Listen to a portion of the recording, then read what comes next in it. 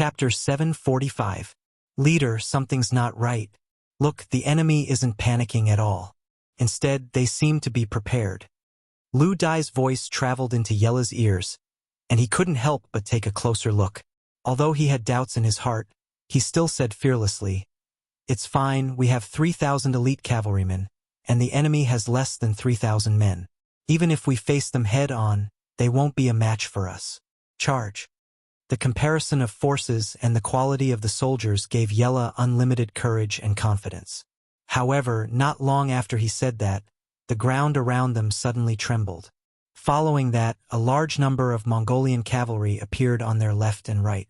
From afar, they seemed to cover the sky and the earth, as if there was no end to them. "Not good, we've fallen into a trap. The enemy has set up an ambush." Lu Dai quickly reacted to the situation. When he saw that there were around 10,000 Mongolian cavalrymen in front and to the side, he cried out in surprise. Yella's expression finally changed. He could naturally tell that this was the enemy's plan to surround them. However, it was too late to retreat now. He gritted his teeth and shouted, "Brothers, don't be afraid. We'll fight to the death. At most, we'll be heroes again after 18 years. Yes, don't be afraid. I've already sent someone to inform the 6th young master. I believe that reinforcements will arrive soon. That will be the time for us to obtain victory. Now, everyone listen to my orders. Use the 3-to-3 strategy to deal with the enemy. Don't kill the enemy, just protect yourselves first." Lu Dai's voice rang out, stabilizing the morale of the troops. "Did you send someone to inform the 6th young master?" Yella, who was at the side, asked with a suspicious look. "Yes, please forgive me for not asking for permission." Lu Dai replied, "It's fine. You did the right thing. Looks like the 6th young master is still the best. I shouldn't have disobeyed orders," Yella said with a face full of regret. At this moment, it was useless to say anything. Facing an enemy that was 3 times their size, and the enemy was already prepared, the Nuzen cavalry began to struggle for a long time. At this moment, the 3-3 tactic played a key role. Every group of 3 cavalrymen formed a small group, leaving their backs and sides to their comrades as much as possible. This allowed them to face the enemy, kill the enemy, and wound them without worry. Facing the sudden encirclement, the mercenaries were actually able to remain calm. This was out of the expectations of the Mongol cavalry. But no matter what, since the battle had already begun, there was no reason to stop. Relying on the fact that they were already prepared and had a large number of people, they charged in from all directions. Soon, the 2 sides were engaged in battle. The sounds of war horses neighing and the angry shouts of the cavalry rose and fell one after another. The sun was setting in the west, and the sky was already turning red.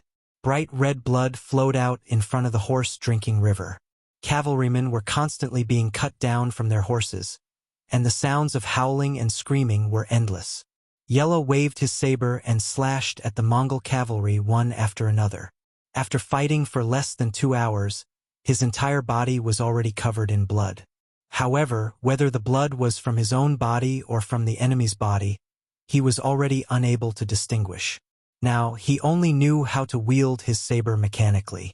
He only knew that when he saw someone who was not wearing a military uniform, he would wield his saber and slash at them. Under such desperate resistance, the last ray of the setting sun finally fell, and the sky began to turn dark.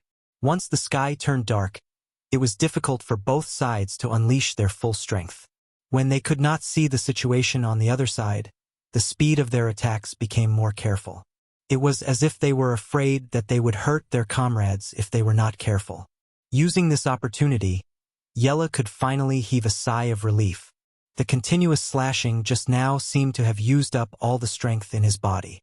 When he finally had a chance to rest, he felt that his right arm holding the saber had become very heavy. It was as if in the next moment, he would not be able to raise it again. Who is it? Although he was very tired, he was still alert.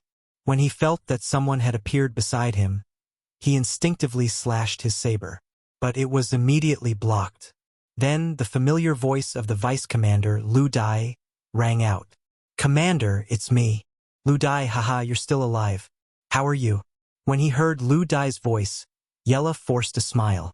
His face was filled with relief. I'm fine. The soldiers and I fought according to the 3-3 strategy. There weren't too many casualties. As he spoke, Lu Dai had already come to Yella's side. When he got closer, he could finally see that there was a thick layer of blood on Yella's body. He could not help but ask softly, "Commander, are you injured?" "No, this is the blood of the enemy," Yella said proudly, but at the same time, he knew that he had reached his limit. He might not be able to kill more than a few enemies before he was really injured and killed. Hearing that Yella was not injured, Lu Dai was relieved. He then looked around and said, "Commander, it's dark. The enemy can't attack, but they should be lighting up torches soon. If that's the case, I'm afraid our situation won't be too good." I know. Let's do this. Inform the soldiers to follow the Mongolian army. If they retreat, we will retreat too. Don't raise your torches. If you see someone with a torch, then he must be an enemy. Kill him. Yella nodded and gave the order to attack the enemy. Both sides were now in a mess. It was really you and me. There was no distinction between them.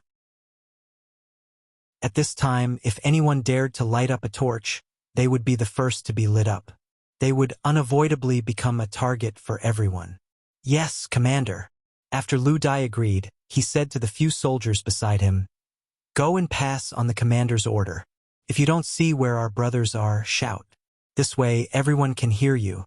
In the darkness, they stopped the Mongol army from killing people. At the same time, they also stopped the Nuzan cavalry from giving out orders. Fortunately, the voices could be heard clearly in the darkness. After a series of shouts, the soldiers quickly knew what was going to happen and how to deal with it. The shouts also reached the ears of the Mongol army. In fact, they already had people holding torches and preparing to light them up. After all, with torches, they could differentiate between each other. They would know where to kill and who to kill. However, the shouts made some of the people who wanted to light up their torches hesitate. They were really afraid of becoming a target. However, there were still some people who did not believe in heresy. In the end, they still lit up their torches. The moment the light appeared, it was naturally very eye-catching in the darkness. When everyone looked towards the source of the light, there were also arrows that pierced through the air. There were even sounds of sabers being swung down the moment the flames appeared. Regardless of whether it was the archers attacking from afar or the sabers attacking from close range, there was only one result. All the Mongolian riders who lit up their torches became the target of everyone. They became the first targets and targets to be attacked. Not only that, when the torches were lit up, even some of the cavalry who were illuminated by the light were killed on their horses. Most of them were Mongol cavalry. There were also a few Nuzan cavalry who were killed. "Bastard, I don't want torches. Don't light them up next to me. Otherwise, my saber is not to be trifled with."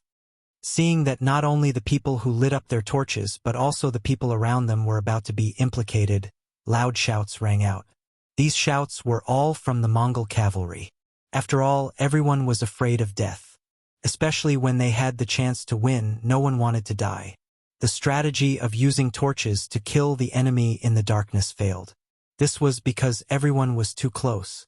It was so close that the enemy could be 3 meters away from them. However, no one wanted to test it with their lives. No one wanted to gamble with their lives. This led to a strange phenomenon. They were clearly enemies, and they were very close to each other.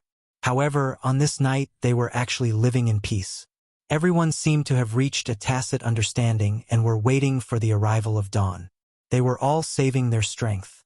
When the time came, it would be time for them to be at their wits' end. At the periphery of the battlefield, Suade's face was filled with despair and anger. He thought that, with more than 10,000 cavalry, the most elite force by his side, it would be easy to deal with the 3,000 unprepared enemy cavalry who were surrounded by him. With just one charge, it would crush the enemy's fighting spirit. That would be the time to reap the fruits of victory. However, after fighting for more than 2 hours, not only did they not scare the enemy, but the sky had also darkened. Now they could not even light up their torches and could only wait for dawn. This made him feel depressed. Zamubala and Bao Yin's expressions were not any better. However, they did not have any better ideas. Other than waiting, it seemed that they could only wait. Of course, it was not completely impossible. For example, they could distribute bows and arrows to the battlefield. This way, they could at least kill some mercenary cavalry. However, on the battlefield, it seemed that they had more cavalry. If they really did that, it would only cause a greater mutiny. They thought of withdrawing their troops, but they were also worried that the mercenaries would turn around and escape. If that happened, they did not know if there would be any hope for them to chase after them. This would not work, that would not work. They could only wait helplessly. The night seemed to be very long and the waiting time seemed to be very torturous. 2 hours passed, then another 2 hours passed. After the sky darkened, it would be dawn. This was an iron law. Gradually, when a smear of white appeared in the distant sky, the sky also slowly brightened. With the arrival of dawn, the originally silent battlefield was suddenly filled with shouts of killing, and became lively again. Chapter 746. After a night of waiting, everyone felt like they were about to go crazy. Finally, they could see their opponents clearly and kill them with their swords. Everyone seemed to have used up all their strength. The clanging sounds were endless. After a night of hard work, the moment the two sides clashed, countless heads fell to the ground, countless riders fell off their horses, countless blood flowed, and countless lives were ended. The sky was finally bright and the difference in strength between the two sides was clearly shown. Looking at the battlefield, there were only about 700 people left from the original 3,000 Nuzen cavalry. Almost all of them were injured, and they all looked tired. On the other hand, the Mongolian cavalry from Mabe had lost even more men. Under the effect of the 3-3 strategy and the advantage of weapons like sabers, they had lost around 4,000 men. However, because of their advantage in numbers, they were still strong. Kill them all. Don't leave a single one alive. Looking at the battlefield, the number of casualties on his side was even higher. Suitor was sweating profusely. He finally witnessed the strength of the mercenaries. If he wasn't the one who ambushed them, it was highly doubtful that his 10,000 men would be able to defeat the 3,000 cavalrymen in a head-on clash. Suitor Khan gave the order and all the Mongolian cavalry started the final charge with their advantage in numbers. Every Nuzen cavalry had to face at least 3 or 4 enemies. Luckily, the 3-3 strategy was still working. As long as their comrades didn't die, they didn't have to worry about their flanks. This allowed them to use their full strength and try their best to injure and kill their enemies. Even so, after a night of tension, the Nuzen cavalry had used up most of their strength. If this continued, it was only a matter of time before the whole cavalry was wiped out. Tong, tong tong, tong tong tong tong, tong tong tong tong. The ground shook again and black figures started to appear in the distance. First, it was 1, then 10, then 100, 1,000, when more and more black figures appeared. A bright 5-star flag fluttered in the wind. In the early morning, it was very bright and dazzling. The reinforcements were finally here. After Yang Qindong gave the order for the vanguard to stop advancing, he felt that something was wrong.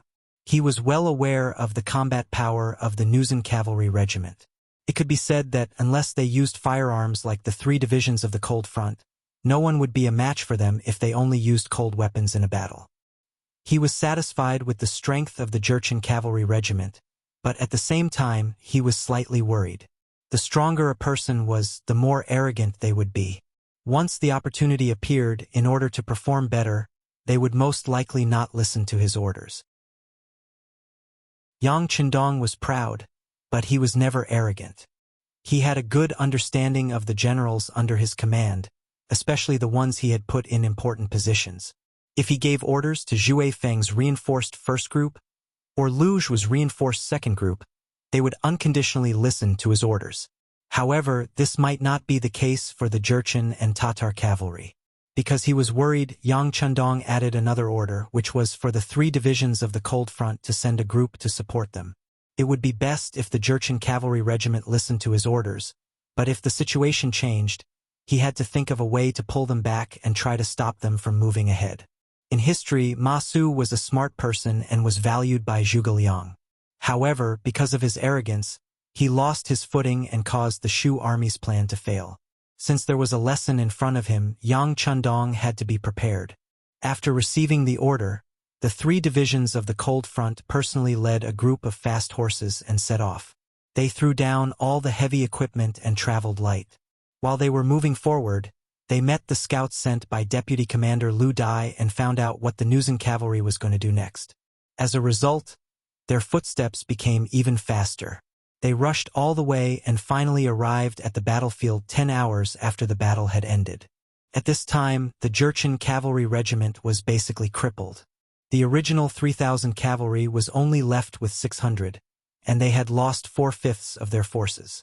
This was the Jurchen cavalry regiment. Their combat strength was really high, and they could even fight one-on-one with the scouts.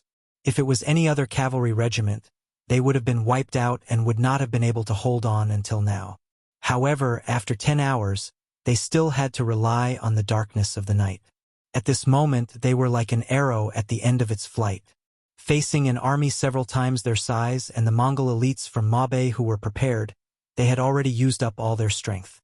Blow the charge horn. The first unit will be the vanguard, the second unit will attack from the left, the third unit will attack from the right, the fourth and fifth units will follow me as the middle to charge. Seeing that the battlefield was right in front of him, Commander Wu Sheng's eyes revealed a strong, murderous aura. He was also very excited. The Jurchen cavalry regiment was not finished yet. This made him feel a sense of relief. At the same time, when he saw so many Mongol cavalry surrounding their allies, Wu Sheng was really angry. Did they think that they were easy to bully? Since they dared to set a trap for the mercenaries, then he would kill them until their parents could not recognize them. The first unit of the 3rd Cold Front Regiment rushed all the way here because they wanted to fight. The opportunity was right in front of them. From the regiment commander to the ordinary soldiers in every combat squad, everyone became excited at this moment. Even the soldiers in the catering squad had their eyes shining with excitement. The first to charge out was the 1st Regiment, 1st Unit, 1st Company Commander Tang Longtian. This was the former Jianzhou Left Guard Commander Qian Shi of Baiming. He was a Grade 4 martial officer, but during the Battle of Liao River in the newer Gandusi region, he lost to the mercenaries and became a captive. However, a general was a general. Once he straightened out his attitude and thought things through, it did not take long for him to display a strong military talent and personal qualities. In the end, he obtained a high score in the military examination. After that, a few regiments passed him an olive branch, expressing their thoughts of taking him in as a member. Everyone else was fine as long as they had a unit, but Tang Longtian had so many choices that he was put in a difficult position. However, in the end, he still decided to join the 3rd Division of the Cold Front. Even though he could only start as a normal soldier, unlike the other units where he was given the position of squad leader, vice squad leader, or even platoon leader, he still made the decision. In his opinion, since he was going to join the mercenaries, he would choose the strongest unit to join. Gold would always shine. After Tang Longtian joined the 3rd Cold Front Regiment, he was assigned to the 1st Regiment. His performance was outstanding, and he was promoted as an exception. In the end, he was promoted to the position of 1st Company Commander. Now, he was the vanguard of the vanguard, leading the 1st Company Commander and charging forward. The sudden appearance of the 5-star flag and the sound of the bugle horn were like a tonic that flowed into the hearts of Yella and the other 600 Nuzen cavalry soldiers. When they turned around and saw a large group of mercenaries charging from afar, many of them actually had tears in their eyes. This was the benefit of being an organization. Although it was free to do things alone, but once they met with danger, they could only face it alone. If they could not survive, then only death awaited them. With an organization, it was completely different. Just like what was happening now, the mercenaries had sent reinforcements. This meant that they would not have to die. Not only that, they could hold off the Mongol cavalry and perhaps even turn the situation around. Yella was able to become a regiment commander not only because of his bravery, but also because he was quick-witted. He immediately shouted, "Don't retreat anymore. Keep the enemy occupied and buy time for the main force to arrive." Roar! The 600 cavalry soldiers in the regiment all roared in agreement. Then, they changed their attitude of retreating and suddenly launched a ferocious attack on the middle of the Mongol army. Potential was something that was hard to predict. Usually, one could unleash several times their strength. Everything depended on the situation and the atmosphere. Now, the Jurchen cavalry regiment was able to display their potential and suddenly became lively and lively. Correspondingly, the Mongol cavalry panicked. They had originally thought that the enemy would definitely be defeated, and that they only needed to chase after them like a dog that had fallen into the water. Who would have thought that the enemy would have reinforcements? The moment the sun rose, before they could unleash their full strength, the enemy had appeared. The Mongol cavalry, who were already shocked by the Nuzen cavalry's stubbornness, had already lost their will to fight. After all, anyone would instinctively want to hide as far away as possible when facing a dying person who was looking for someone to fight for their life. Now, not only was the Nuzen cavalry fighting to the death, there was also a mercenary army. How were they going to fight this battle? Many of the Mongol cavalry who had their own plans started to retreat. They tried their best to stay away from the Nuzen cavalry to save their own lives. The Mongol cavalry retreated and avoided them. This was equivalent to opening up a path for the Nuzen cavalry, giving them more chances to reach the middle of the army and threaten the enemy commander. One could imagine what kind of scene it would be if they were entangled with the mercenaries and the main force of the mercenaries came to kill them. Sud Khan was also shocked by this scene. He did not expect the mercenary reinforcements to arrive so quickly. He knew that he did not have much time left. He turned around and looked at the Inma River. Seeing that the wooden rafts were ready, he immediately made a wrong decision. Retreat, retreat with me. As long as we retreat to the other side of the river, they will not be able to do anything. Was it right to retreat? Chapter 747. Of course, it was not a mistake. It was just that the timing was not right. He could have arranged for a group of cavalry to block the charge of the Nuzen cavalry and retreat. However, the Sutta, whose life was in danger, was afraid and made a wrong decision. He did not leave anyone behind to defend against the enemy. Instead, to save his own life, he was the first to dismount and lead his horse onto the wooden raft. This caused the Mongolian cavalry, whose morale was shaken, to lose their morale and become chaotic. Along with Sudur Khan getting on the wooden raft, the other Mongol cavalry saw that the situation was not good and did not hold back. They all got off their horses and charged onto the wooden raft. At that moment, they finally had a chance to show off their nimble and agile skills. All of them risked their lives to get on the wooden raft and retreat. Along with them were his generals Zamubala and Bao-in. Since even the Khan wanted to escape, why would they be so foolish as to bring their men to block the enemy? They were the same as everyone else. They only had one life. The commander and a few other generals were the first to escape. After the wooden raft was filled, they quickly rowed towards the center of the river, leaving behind many Mongol cavalry who did not get on the wooden raft. All of them were anxious. Seeing the Nuzen cavalry charge right in front of them, they could only brace themselves and charge up. They could not retreat and could only fight. This was a choice that they had no other choice. However, such a choice was something that they had no choice but to do. They were destined to lose their morale and fighting spirit. They were destined to be a pile of loose sand and would definitely fail. Commander Yella used the last of his strength to lead Deputy Commander Lu Dai and the other 600 warriors to wave their blades and kill the Mongol cavalry who were already panicking and afraid. Under this kind of attack, the enemies were quickly scattered in all directions. The number of soldiers was many times their number, but without the orders of their general, they could only dodge and hide. They could not display their original strength. Tang Longtian arrived. As the vanguard of the vanguard, the moment the order was given, he led the first company to charge to the front. When they were less than 50 meters away from the first batch of Mongol cavalry, the warriors of the first company raised their right arms and took out their steel crossbows. 7 consecutive shots lit up, and arrows shot forward effortlessly.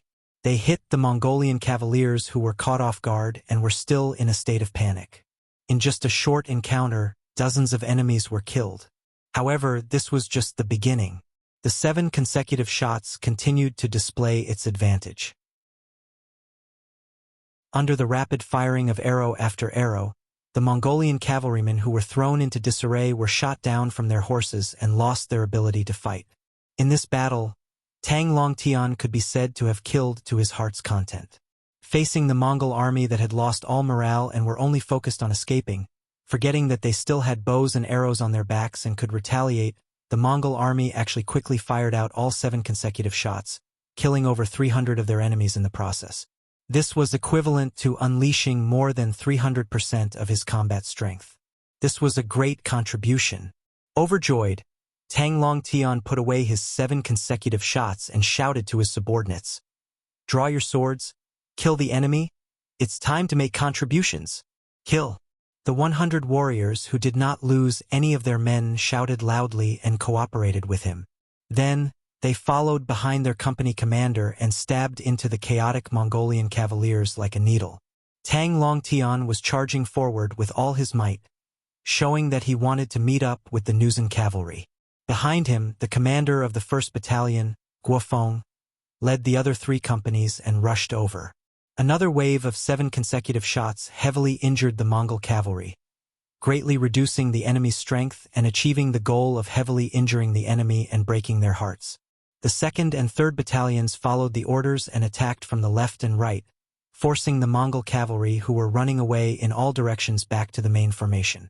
Then, Division Commander Wuxia led the 4th and 5th battalions to charge forward, giving the Mongol cavalry another heavy blow, causing them to feel as if they had nothing left to live for. In the middle of the Inma River, the wooden raft was still crossing the river. Cold sweat flowed down Khan Sud's forehead uncontrollably. He was afraid and angry. When he saw his soldiers on the riverbank facing the charge of the mercenaries, they were unable to fight back at all. When they were either dead or injured, his heart was bleeding. However, he was also glad that he was fast enough to escape into the river. Otherwise, he might really be in danger. However, he did not think that if he did not escape immediately and waited for battle, he might have a chance to bring more soldiers across the river. After all, the reinforcements this time were only a regiment of about 2,000 men. Moreover, one of the battalions was a reserve battalion. Their combat strength was not as strong as the other battalions. This was also why the 3 cold front regiments only had 5,200 men. However, it was too late to say anything now. He had already retreated, and no matter what, he would not go back. All he could do was pray in his heart and hope that his soldiers could rely on their own strength to escape. In fact, there were indeed some Mongol cavalry who were skilled in riding and had quick thinking who escaped. After all, they had the advantage in numbers. However, there were very few of them. During this battle, even though the 1st Regiment of the 3 Cold Vanguard Divisions did not use the 95 style they carried on their backs because they wanted to increase their accuracy when they fought on horseback, the 7 consecutive shots in their hands were still quite useful. The waves of arrows destroyed the courage of the Mongolian cavaliers, and there were less than 1,000 enemies who truly dared to flee at this moment. There were more than 600 people on the rafts, but 1,000 of them escaped. The rest were either killed, injured, or captured. The 10,000 Mongol army was killed by the Nuzan cavalry and the 3rd Cold Front Division. Around 6,000 people were injured and 1,500 people were captured. The war was finally over. As the wooden raft crossed the middle of the Inma River, it disappeared behind the other side. The Mongol cavalry who were still alive made a smart choice. They dismounted and surrendered. At this time, Wu Shang came to the side of Commander Yella and Deputy Commander Lu Dai. "How are you guys? Do you need a medic to treat your injuries?" "We're fine. Even if we're injured, it's just that we don't have any strength left." Yella smiled bitterly and shook his head to reject the medic Wu Shang sent. Although they had won the battle, their losses were also huge.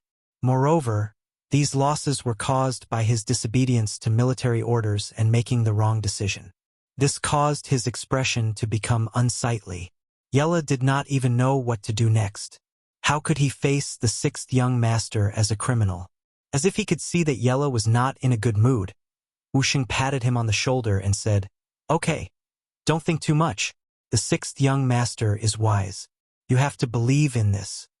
The reason why Wuxia was so nice to Yella when he disobeyed orders was naturally because of the bravery he displayed. The 3,000 Nuzen cavalry actually fought the 10,000 Mongol cavalry for an entire night and even heavily injured them. This kind of result was not bad even in the 3rd Cold Front Division. Since they could fight, they should be respected. Wuxia's words seemed to give Yella some confidence.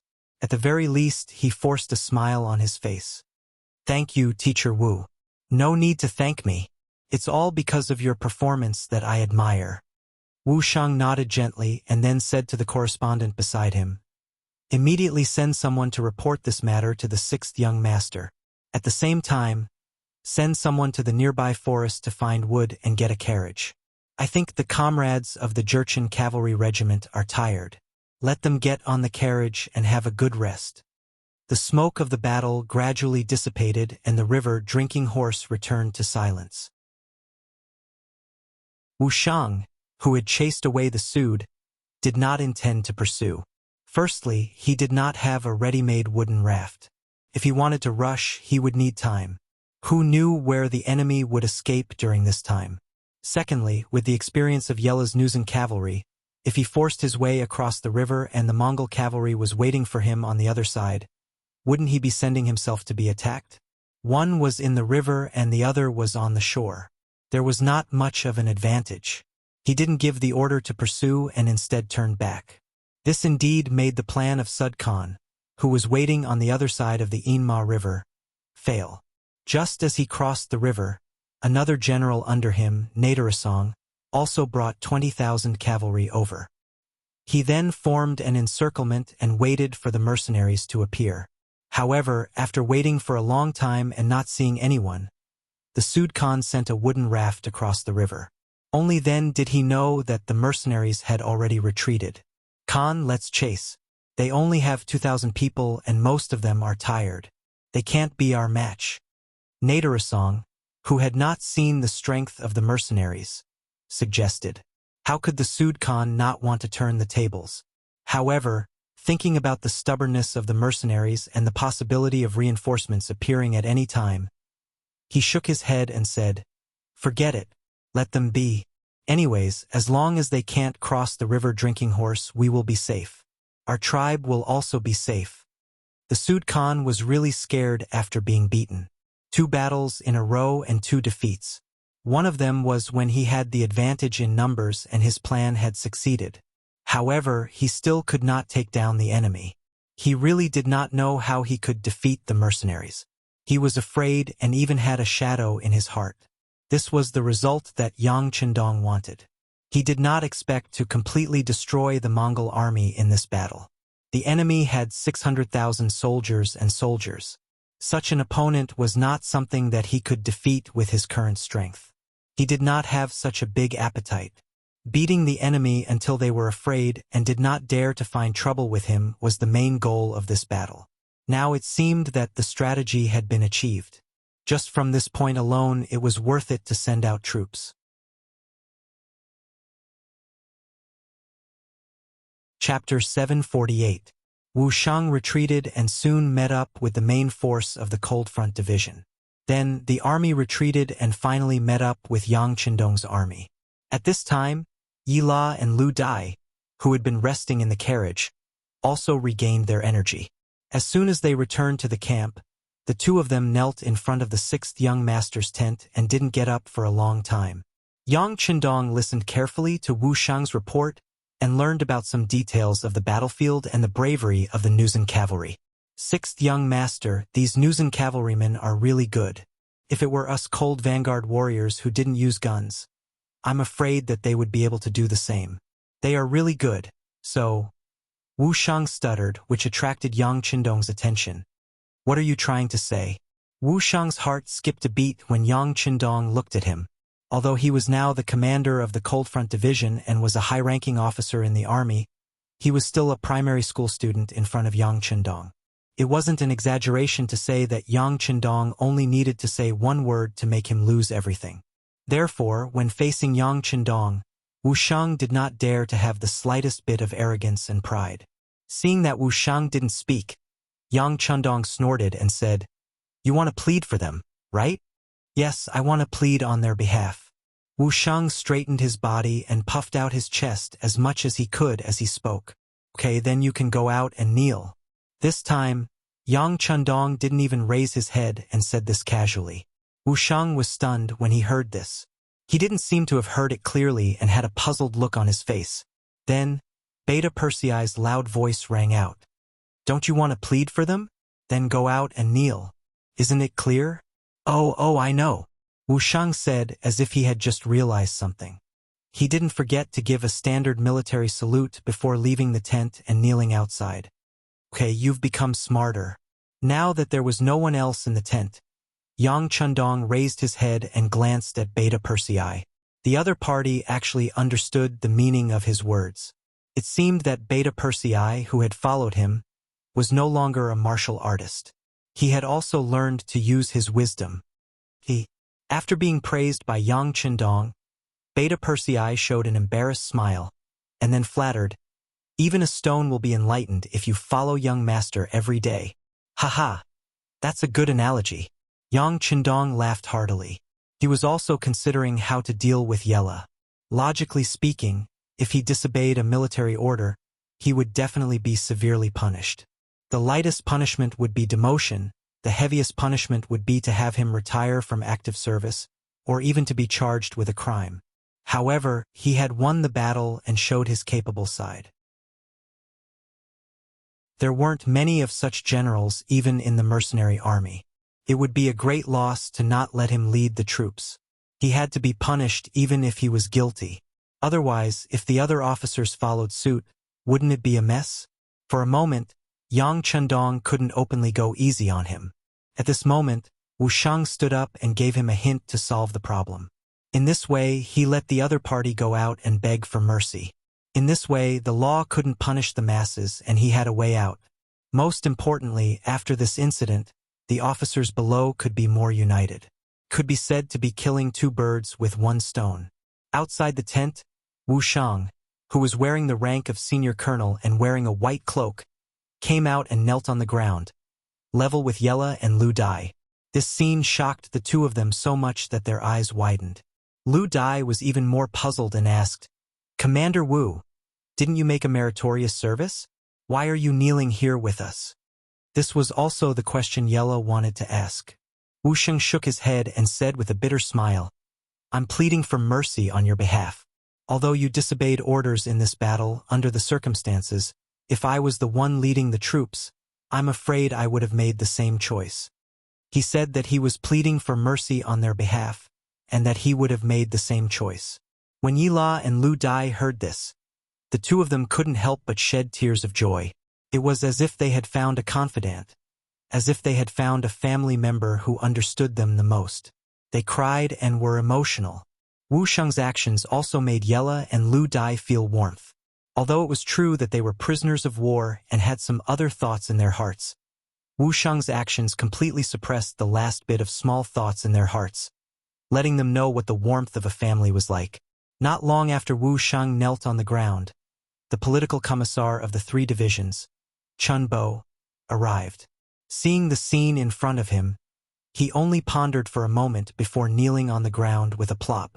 He didn't say much, but the intention to plead for mercy was very obvious. After Chun Bo, the 3rd commander of the 3 divisions, Chun Yang, and the 1st commander of the reinforced cavalry, Zhui Feng, also rushed over and knelt in front of the tent. Their appearance became a spectacle that all the soldiers in the army could see and discuss. The commander of the Tatar cavalry, Su He, naturally knew about this matter very quickly. Hassan, who came to report, saw Su He's frown and said, "Commander, I think you should also kneel and plead for the commander and vice commander of the Nuzan cavalry." "Why?" Su He asked in confusion. "Commander, think about it. Everyone is going. If you don't go, wouldn't you be an exception? You will be ostracized. We are also new here. It's better not to do something that will offend people." Hassan said anxiously. He didn't understand. When it came to planning on the battlefield, Su-he's ability was indeed not bad. Even the sixth young master acknowledged this point. Otherwise, he wouldn't have become the commander of the Tatar cavalry. But when it came to interpersonal relationships, this Su-he was a little lacking. As a subordinate, Hassan saw this point and felt that it was necessary for him to remind him. Everyone is going, so do I have to go? I'm not familiar with Yila and Lu Dai, let alone have a personal relationship with them. Besides, this time they were punished because they disobeyed orders. Why should I plead for them? Isn't this supporting the people under me to disobey orders? I'm not going. Shaking his head firmly, Su-he added, let's go. If we have the time, let's go down and see the army and urge them to hurry up with their training.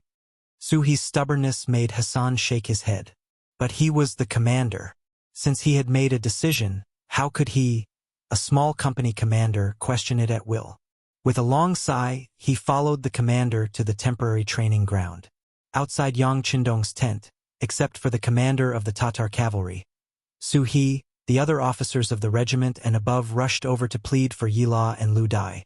This kind of scene naturally made the two Jurchen generals feel touched and grateful. In the tent, Beta Persei walked in and whispered in Yang Qindong's ear, "Young master, Commander Su-he went to the training ground to supervise the soldiers under him. Well, you did a good job." Yang Qindong nodded with satisfaction. He had expected that Su-he did not come to plead for mercy, since there was no friendship between them and he thought that Yila and Lu Dai's approach was wrong. Why would he plead for them? Wasn't this to embarrass the sixth young master? I told you that Su-he is reasonable. Yang Qindong smiled and looked at Beta Persei, who was standing aside with an embarrassed expression. Just now, Beta Persei said that he was afraid that all the officers of the regiment and above would come forward to plead for mercy. Yang Qindong denied it. He asserted that others might, but Su-he would not. For this reason, the two of them made a bet that whoever lost would do 500 push-ups. Although Beta Persei did not dare to let Yang Qindong fulfill his promise even if he won, it was enough to comfort his soul. But he did not expect that he would still lose the bet. Seeing that Yang Qindong was staring at him, Beta Persei could only put his hands on the ground and began to complete the bet. Yang Qindong continued to close his eyes and rest, forgetting about the officers kneeling on the ground outside. Since he wanted to plead for mercy, he should look like he was pleading for mercy. By the time Yang Er was done with the 500 push-ups, the sky was about to turn dark. The master and servant walked out of the tent at a leisurely pace. They didn't even look at the people kneeling outside as they rushed straight to the place where they had their meal. Yang Qindong didn't pay attention to the crowd. Yila, whose legs were already sore from kneeling, said with a bitter expression, "Everyone, I and Deputy Commander Lu appreciate your kind intentions, but you should go back. If there's any crime, we brothers will take responsibility for it. I was the one who disobeyed the military order in the first place, so any punishment is only right."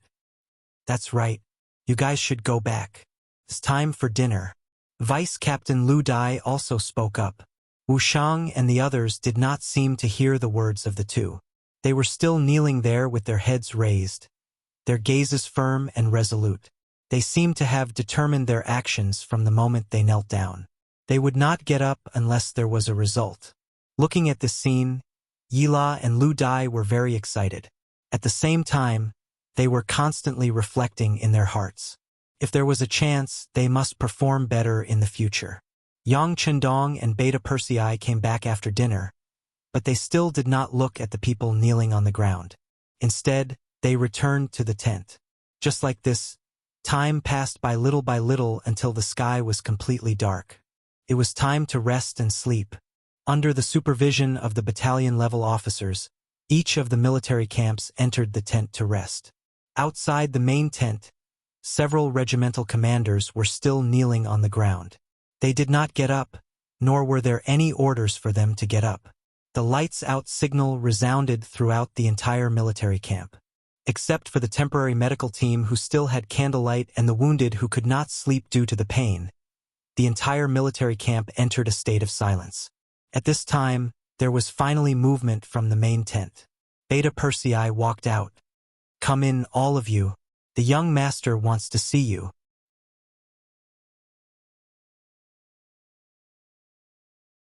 Chapter 749. Yes. Wu Shang and the others hurriedly responded. Then, one by one, they supported their numb legs and walked into the tent.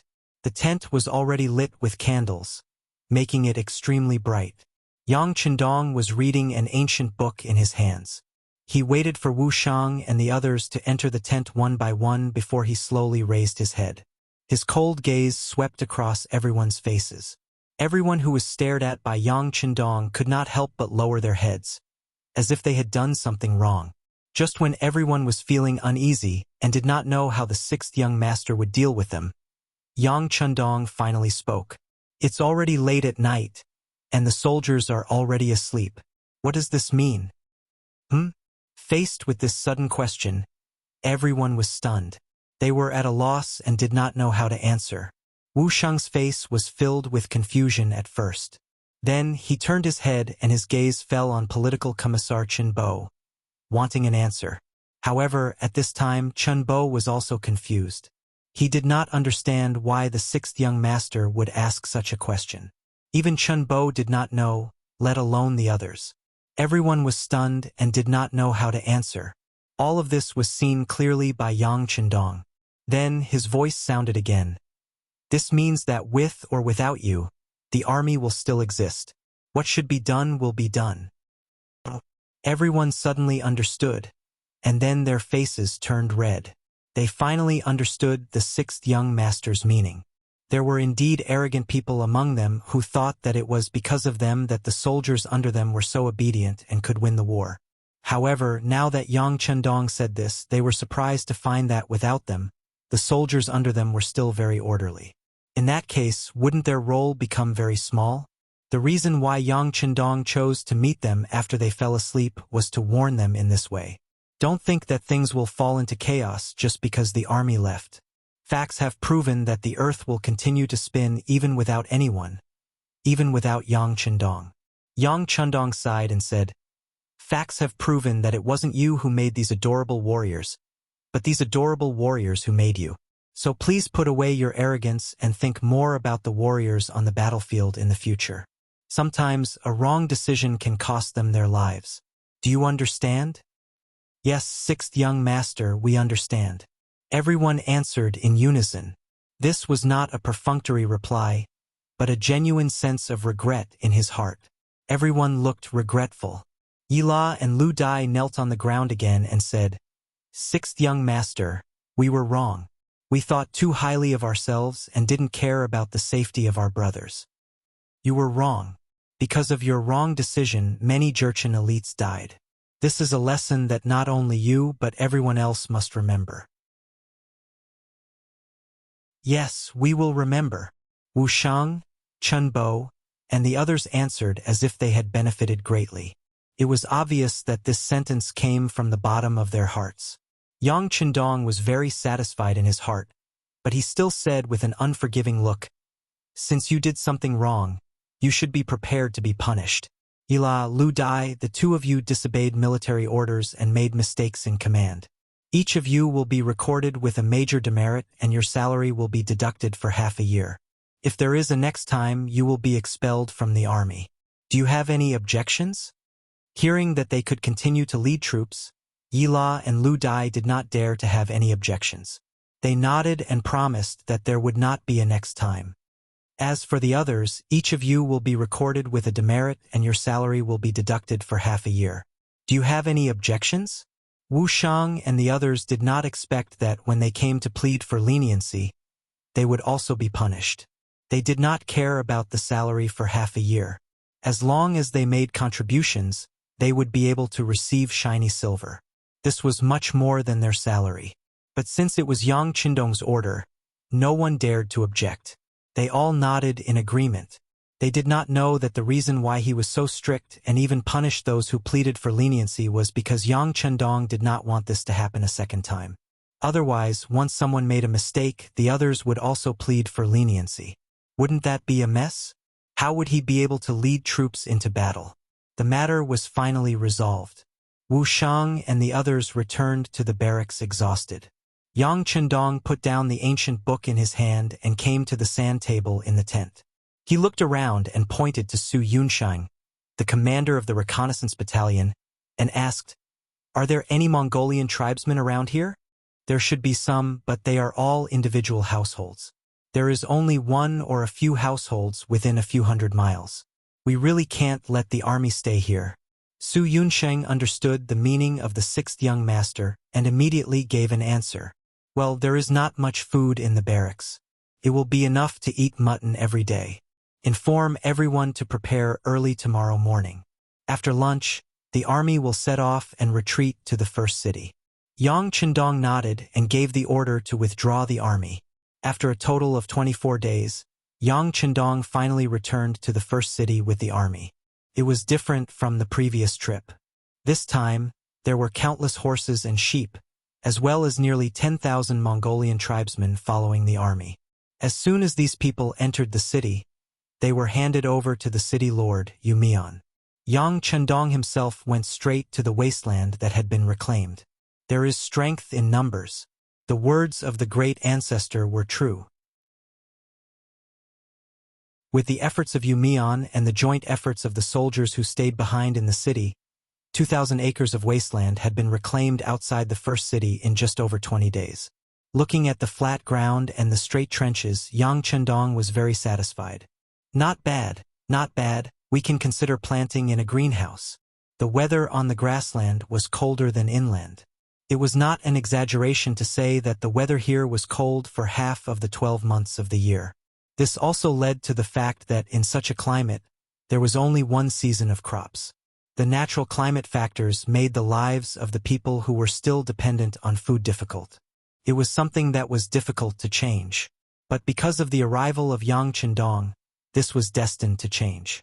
Planting vegetables in a greenhouse was the first reform that he wanted to carry out.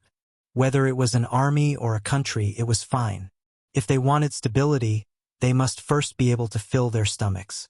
Otherwise, if they couldn't even eat, who would work with them and risk their lives together? There was a saying that went, "If there is a difficulty, you have to do it. If there is no difficulty, you have to create difficulties." What Yang Chendong wanted to do was to solve the difficulties together. Looking at the flat ground, Yang Chendong had enough confidence in his heart.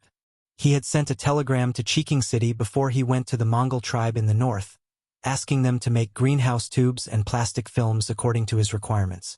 If he wanted to produce these things, it might be a problem in other places, but in Cheking City, they had already been invented and used in Cheking City. The technology was already mature. Once these things and seeds arrived, they could be built. 3 months later, when winter came, they should be able to eat fresh vegetables. This must be considered a pioneering work. Yang Chendong returned with the army. Not only that, but he also brought back a lot of captives. Just from this point of view, the Mongol army in the north should have been defeated. The mercenaries had defeated Agar Dorji and Sud Khan, which made them famous in this grassland. No one dared to look down on them, and no one dared to have any ideas about them. Just as everyone was thinking that autumn was about to pass and winter was about to arrive, the mercenaries should also become obedient. Suddenly, everyone realized that the 2,000 acres of land that had just been reclaimed outside the beginning city had suddenly become lively. People who knew the climate here knew that this season was not suitable for planting any crops.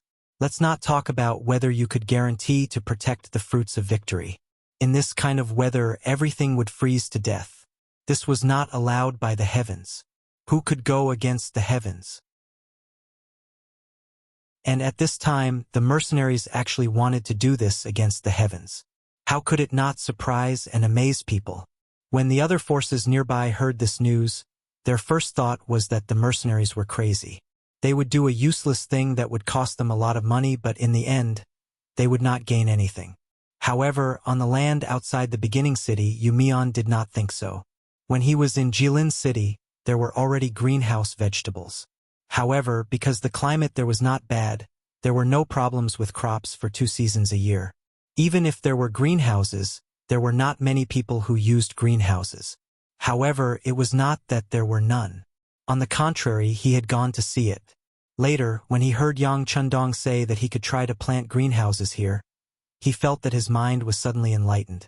He immediately sent a telegram to his father, Wuxia, asking him for help to send more old farmers who had planted greenhouses to help the beginning city. Of course, Wuxia would pay attention to his son's request for help. In addition, this was originally the intention of the sixth young master. Not long after, the first batch of 100 old farmers who had planted greenhouses came to the beginning city by boat with all kinds of materials. Then they started to plant greenhouses here. It was only September, and the weather was still good. The greenhouses were only buried and vaguely formed. There was no plastic film covering them. Therefore, in the eyes of the locals, this move was a manifestation of the mercenaries' craziness. Knowledge could change one's fate and life. At that time, no one realized what kind of harvest the mercenaries would have 3 months later. You have to pay attention to the temperature when planting vegetables in the greenhouses. The plastic film is too thin. If the temperature outside is too low, the vegetables inside might freeze to death. You also have to pay attention to insect and pest prevention.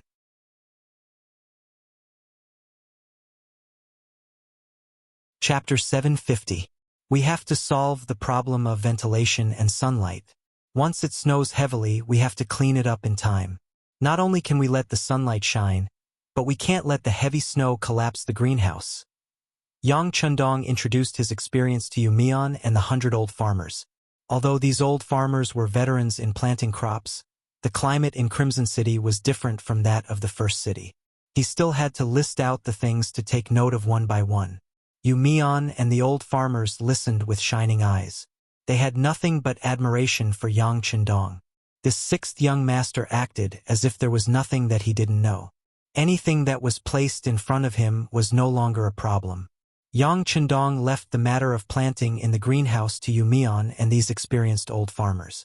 Instead, he turned around and focused his energy on military training. As mentioned before, the weather in the grasslands would be cold for nearly half a year. How could the army get used to fighting in the cold weather? This was the focus of military training. Send a message to Crimson City and ask them to make more military cotton coats and light-down jackets. Tell them that the quality must be good. If anyone dares to use inferior cotton to make up the numbers, they will bring their heads to see me. Yang Chundong said to Beta Persei, who was following beside him. He still remembered that such a thing had happened to the national army. In the cold weather, the soldiers wore cotton-padded clothes made of cotton without cotton and inferior black cotton. In the end, who knew how many people had frozen to death and frostbite? Such a mistake could never happen to him.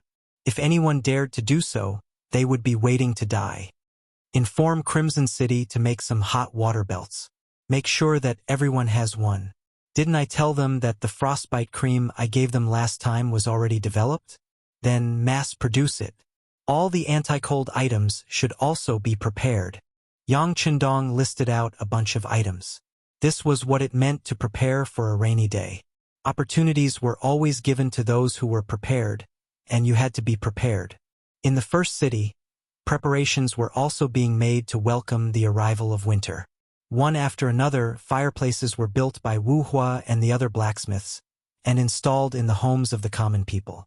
What was worth being happy about was that Yang Chundong also found an underground coal mine not far from the first city according to his memory. Once he had this thing, it would not be difficult to keep warm in winter.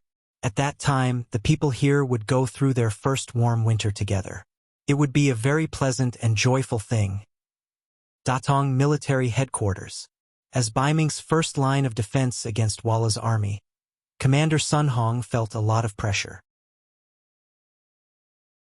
He had sent letters to Baiming's capital 5 times to request for reinforcements. While complaining about the bad situation, he also requested the imperial court to send reinforcements. On the surface, they were constantly writing memorials asking for help, but in their hearts, they were cursing Shi Heng's nephew Shi Biao's 8 generations of ancestors. If it weren't for this person's insatiable greed, which eventually disrupted the cooperation between Baiming's business group and Walla, how could the border be tense and the flames of war be raging? When he thought that the Walla's army led by Yes Hen had occupied the Hatao area and could attack Datong's mansion at any time, Sun Hong couldn't help but have an impulse to pull out his sword and kill people. It was just that now Shiheng was deeply trusted by Zhu Qiu. He had changed from Wuqing Count to Wuqing Marquis, and at the same time, he was also the commander of Baiming. He was in charge of all the military affairs and was already Sun Hong's superior. This suddenly made Sun Hong feel a sense of powerlessness. And just when Hatao had become Walla's possession, and it seemed that Datong's mansion would face a war at any time and might even be lost at any time, the other party suddenly stopped.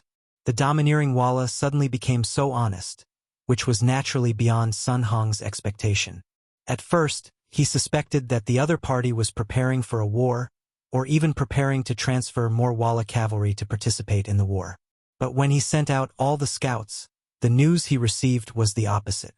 Not only did Yeshen not increase the troops in the direction of Datong, but he sent a part of the cavalry to defend the Mongolian area in the northeast. Could it be that something happened on the grassland again? Or was Tuachuo Buhua making a comeback? Sun Hong was naturally clear about the matter of Yeshen cooperating with Agar Dorji to deal with Tuachuo Buhua.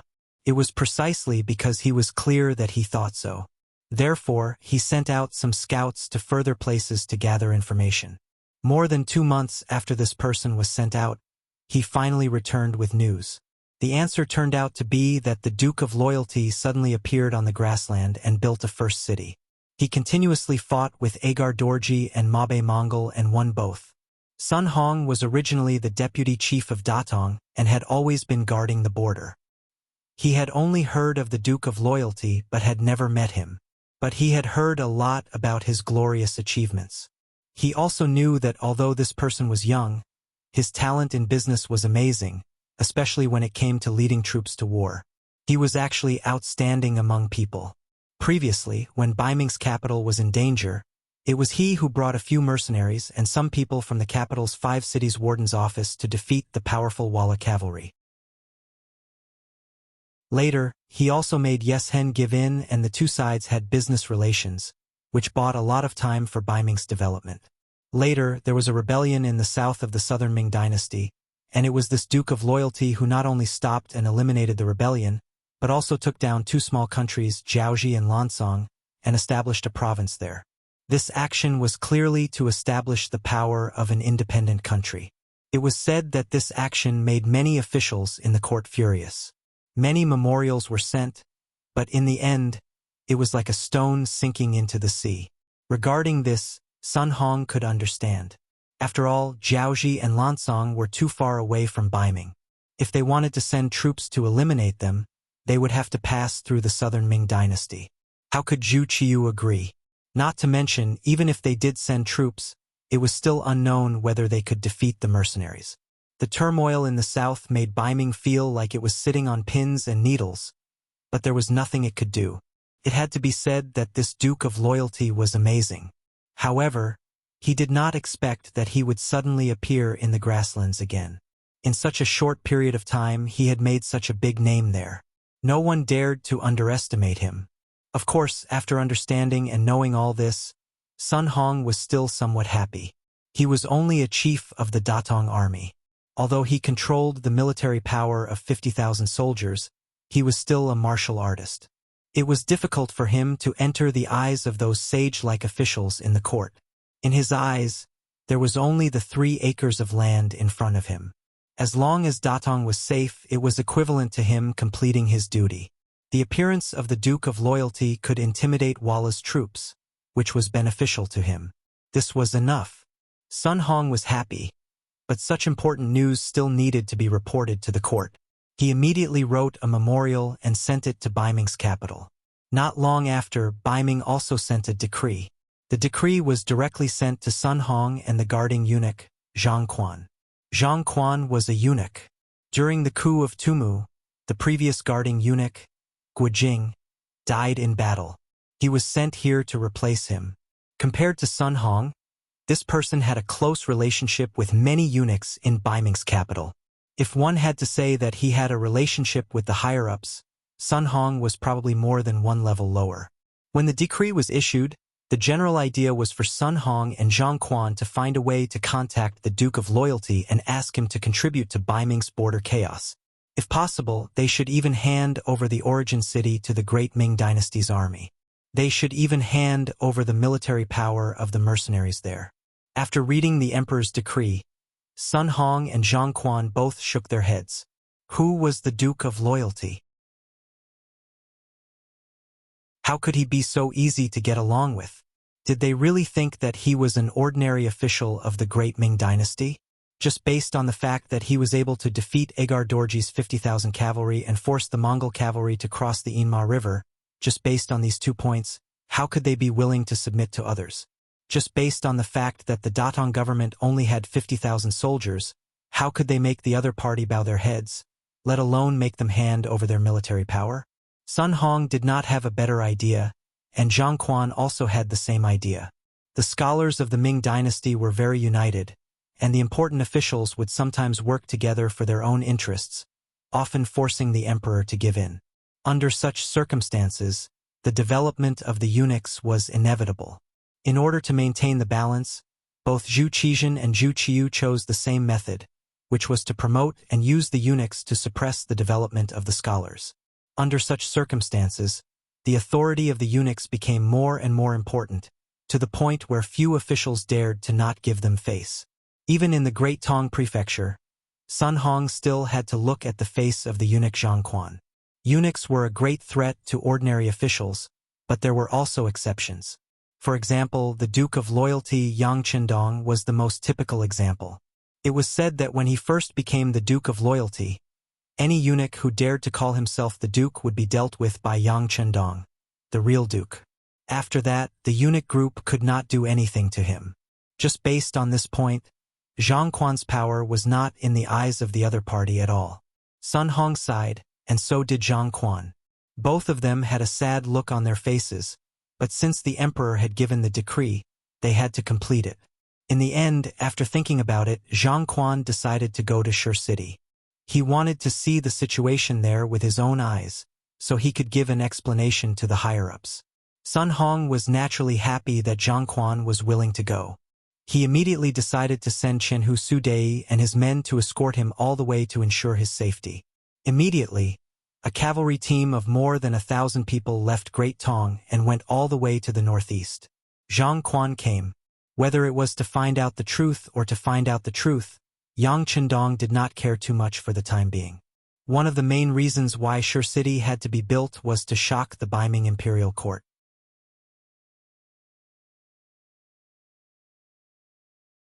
Chapter 751. The establishment of Vietnam and Laos was indirectly tantamount to a falling out with Beiming and Southern Ming. Anyone with a clear head could see his ambition. They just didn't want to act rashly because of the strength he had shown. In the eyes of others, this was enough to be proud of, but in Yang Qindong's eyes it was far from enough. He didn't forget that there were still 2 madams in Beiming's capital. Back then, they were there to be hostages so that the emperor of Beiming, Zhu Qiu, wouldn't suspect him. Moreover, his brothers and sisters were all in the capital of the northern Ming dynasty. Normally, he couldn't see the existence of these people, but if he really did tear off all pretense of cordiality, they might become his weak points. The Security Bureau had already sent a message. Whether it was the immortal abode in the capital, the residences of his brothers and sisters in heaven beyond heaven, or even the Yang family manor 15 li south of the city, the embroidered uniform guard spies could often be seen. They were watching these people to send a message to Yang Qindong. Don't go too far. Otherwise, these family members could be in trouble at any time.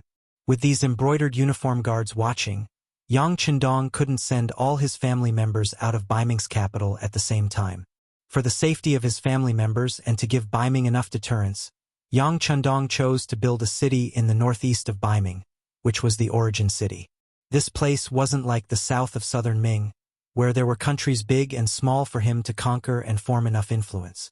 Since this was the case, he would build a new city here and have a force to threaten Beiming's imperial court so that they wouldn't dare to do anything to his family members. The establishment of the origin city didn't go against Yang Qindong's original intention when he came here. Its construction and existence had effectively deterred Wara. According to the Security Bureau, Yeshen had become much more well-behaved. After occupying the Hetao region, he did not launch an attack on Datong Prefecture.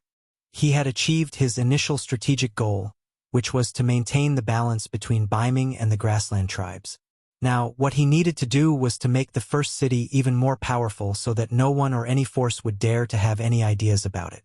As long as the origin city existed for a day, it would form a great deterrence to all the surrounding forces. As time passed, this deterrence would achieve the goal of subduing the enemy without fighting. At least it would be much easier to deal with than before. This was a relationship that complemented each other. The development of the first city had become the most important thing in Yang Qindong's eyes. Of course, building and developing the first city was only the first step. Next, Yang Qindong needed to do more things, such as continue to expand his territory and influence. In order to achieve the huge goal of the Han people walking at the top of the world in the future, whether it was Baiming or Southern Ming, Yang Qindong had no intention of conquering by force now. It was even possible that he would have to avoid large-scale attacks in the future. However, when it came to the land outside of northern Ming, he didn't have so many concerns. The problem was, if he wanted to expand, who should he choose as his next military target? After thinking about it, Yang Qindong's gaze fell on the northeast, on the land of Russia ruled by the Golden Horde. The Golden Horde was one of the few remaining Golden Horde families with the purest bloodline in the Mongolian forces. If he could take them down, whether it was to expand his power or to deter them, it would be of great significance. Think about it, even the Golden Horde of Mongolia was defeated by the mercenaries. In a psychological sense, wouldn't the mercenaries be invincible? There was another important reason that made Yang Qindong make this decision. After more than 200 years of development, the current Golden Horde was no longer as strong as before. Now was the time to go downhill. According to the development of history, even if he didn't make a move, the Golden Horde would be destroyed by the rising power of Russia in less than 20 years. Since that was the case, there was nothing to worry about. Taking advantage of the situation was the best time to take action. In order to achieve the goal of severely injuring or even destroying the Golden Horde, Yang Qindong had already begun to formally consider which army would set off from the first city for the expedition. Logically speaking, the best person to lead an expedition was himself. In his previous life, he had been there countless times in order to complete missions, so he was very familiar with the language there. He also had a better grasp of some of the situation and terrain there compared to others. However, the first city had just been built and hadn't experienced the test of a cold winter. He was really worried about going far away now. In addition, the expeditionary army had just set off and had to travel thousands of miles to fight the enemy. It would take a long time to achieve success. Even if he went now, he might not be able to achieve success immediately. It was better to send other troops first. They could explore the path and also take the opportunity to find the shortcomings of the army. But even if he sent troops facing a huge monster like the Golden Horde, the strength of the troops sent was not enough. It would just be a joke. After thinking about it, Yang Qindong decided to send the 3 divisions of the Cold Front to the front line. The 3 divisions of the Cold Front mainly used the 95 style. They also had the steel crossbow, which was a sharp weapon in close combat. The individual quality of the soldiers was also very good. They were Yang Qindong's trump card in the north. In addition, the division commander Wu Shang and the political commissar Chen Bo had been working together for a long time. The strengths and advantages of the two could complement each other. It was enough to ensure that they would calmly deal with problems under any circumstances and would not be rash. No matter how one looked at it, they were the most suitable candidates to be sent to battle. Of course, the 3 divisions of the Cold Front were not enough. There was also the Nuzan Cavalry Division. In addition, the number of troops reached 10,000. Only then would they be able to deal with the encirclement and siege of some large armies. The reason why he sent the Nuzan Cavalry Division and not other cavalry divisions was because of the Golden Horde. That was because the so-called Mongol Golden family brought a lot of pressure to the Mongol army. However, when facing the priestess, the pressure would be reduced to the minimum. On the contrary, because of the many years of suppression, the two sides were like fire and water. Only by sending the Nuzan Cavalry Division would they be able to unleash more combat power. To them, this could be considered a battle of revenge. How could they not use their full strength? After making the decision, Yang Chundong began to personally train the 3 divisions of the Cold Front and the Nuzen Cavalry Division. In particular, he gave some advanced guidance on how to fight in cold weather and heavy snow. He even took out the skis. The skis that he made himself were put to use at the end of October, the beginning of November, when the first snow fell on the plains. Yang Chundong stepped on the skis and walked on the snow. His light posture and extreme speed stunned everyone. First, there was the appearance of the bicycle. The 6th young master was the one who rode it the fastest. Next, the skis were invented and demonstrated by the 6th young master. This made everyone respect Yang Chundong even more. In their hearts, they wanted to ask, was there anything in this world that their 6th young master could not do? In the land of ice and snow, with skis, the army could move faster. Not only that, when another batch of supplies arrived, many white cloaks appeared. Yang Chundong put them on, and his entire person seemed to blend into the white snow in an instant. These cloaks were not as big and eye-catching as the cloaks worn by officers above the regiment level.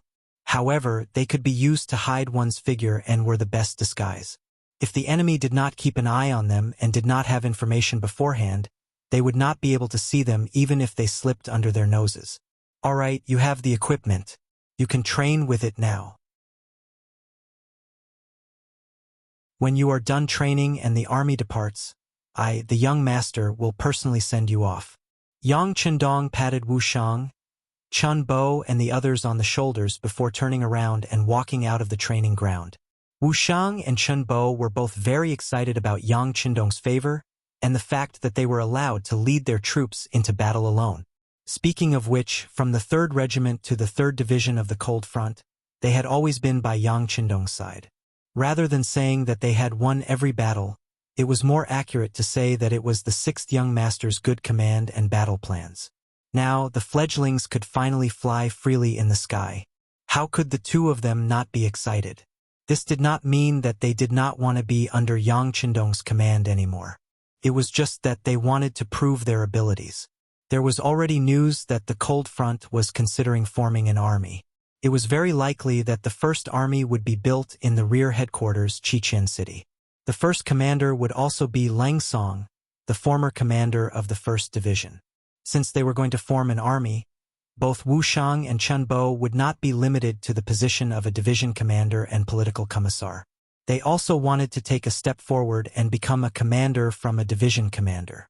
In order to achieve this goal, they would need to put in more effort and gain more military merits. Only when they were free to command in battle would they be able to unleash their full potential. In order to achieve this goal, Yang Chundong had just left the training ground when Wuxiang's voice rang out. Train hard, train as hard as you can. Try to familiarize yourself with using skis as soon as possible and make a name for yourself. Yang Chundong did not need to worry about the enthusiasm of the army's training. Not long after leaving the training ground, he arrived at the greenhouse base. More than 2 months had passed. When it was first built, it was still early autumn. But now it was already early winter. When the surroundings were covered by snow, the vegetable greenhouse base was indeed a scene of exuberant green. It was said that no matter how busy city Lord Yumian was, he would take the time to come here and take a look. It was as if his mood would become very good after seeing it. Yang Chundong would also come here every few days to see the results of his guidance. With the addition of 100 experienced farmers and some technical guidance from Yang Chundong, the greenhouse base was developing smoothly. The moment they entered, their eyes were filled with green, giving them a feeling of joy of a harvest.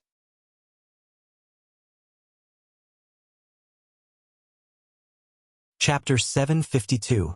6th Young Master, we've calculated. In about half a month, some of the vegetables will be ripe and ready to be served on the table. When the experienced old farmer who stayed here saw Yang Chundong come to inspect again, he said as if he was showing off his merit. Hee, good. Yang Chundong nodded in satisfaction. Looking at the patches of green in front of him, he was as happy as looking at piles of gold. It was not an exaggeration to say that the value of green vegetables in this place was not much different from gold. At this time in the past, other than the mutton that the people of the grassland ate all year round, most of the vegetables that were buried deep in the cellar, such as radishes and cabbages. Of course, because of Yang Qindong's appearance, there was now an additional potato. But no matter what, with only these few vegetables being exchanged, there would be a time when people would get tired of eating them. Now that these various varieties of green vegetables could be taken out, there was no need to worry about the sales even if they were sold at a high price. The only thing to consider was the lack of ingredients and the lack of supply. Unknowingly, Yu Mian also appeared in the greenhouse base with a face full of excitement. When he saw that Yang Qindong was also here, he almost jogged all the way over. Sixth young master. You're really amazing. Don't flatter me. Yang Qindong smiled at Yu Mian. This is not flattery. These are sincere words. If you don't believe me, you can go to the city and listen to what the people in the city say. They all see you as a god, as someone sent by Changtian. Yu Mian's words were not exaggerated. After seeing the progress of the greenhouse base, he deliberately arranged for 100 people in the city to enter the greenhouse base to observe every day. It was the appearance of these 100 people every day that turned their surprise into excitement. Then, under the word of mouth, the appearance of the greenhouse base, as well as Yang Qindong, who was the mastermind, began to be infinitely exaggerated. Until now, many people outside had said that Yang Qindong was someone sent by the everlasting heaven to help them. As a direct result, more and more commoners joined the first city, reaching nearly 50,000 people. To be able to grow from nothing to nearly 50,000 people in the grasslands in just 3 or 4 months was not as simple as it seemed. It was truly a miracle, an unprecedented feat. There weren't many people on the prairie to begin with, and each of them had their own tribes. It wasn't easy to gather everyone together. Even if you had a powerful armed force, it would be difficult to do so. After all, everyone lived far apart. No matter how powerful you were, you could always hide if you couldn't beat them. But now, these people came to the first city of their own accord. The streets in the city were so spacious, neat, and hygienic. When they walked into the house, it was cold outside, but the room was as warm as spring after the fireplace was burning. The greenhouse was green as if it was midsummer. The cavalry outside the city was full of fighting spirit, and their morale was like a song. The major restaurants in the city had opened, and sometimes, they could see some programs that praised the grassland people's strength to face life and the mercenary army's bravery to kill the enemy. All of these really injected a warm current into the cold weather, and it went straight into people's hearts, making everyone really like this place. Sixth young master, you're right to transfer some of the female soldiers from Chichen City. It's funny that I opposed it before, afraid that these young and beautiful female soldiers would appear here and cause some chaos. Now, it seems that I didn't see the big picture enough and didn't observe things clearly enough. Whenever they performed, the restaurant would be filled to the brim. This was especially true for the newly built Immortal Abode, which was the largest restaurant in the city. Whenever the female soldiers performed, it would be even more difficult to get a seat. Thus, they had to pay quite a bit of business tax to the origin city. This made him, as the city lord, even more confident in doing things. Yu Mian sighed with emotion. Well, you're right about this. The construction of spiritual civilization is also an indispensable part of people's lives. What is happiness? It's not as simple as having enough to eat and clothes to wear. It should be more reasonable and have higher goals. Yang Qindong nodded and said a few words that made Yu Mian feel as if he had obtained a treasure. Yu Mian kept nodding and even took out a pen and paper from his body, as if he was performing magic. When he saw that Yang Qindong seemed to have finished speaking, he asked for instructions again. Sixth young master, it's winter now, and most of the people don't have anything to do. Especially after seeing the prosperity of the city, they feel that their pockets are flat and embarrassed. Some of the young and strong people are asking to join the army even louder. They have people blocking the entrance of the city lord's mansion every day. What should we do?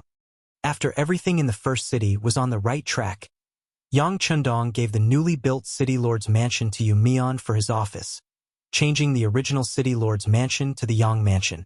The people respected Yang Qindong and didn't dare to find trouble with Yang Qindong.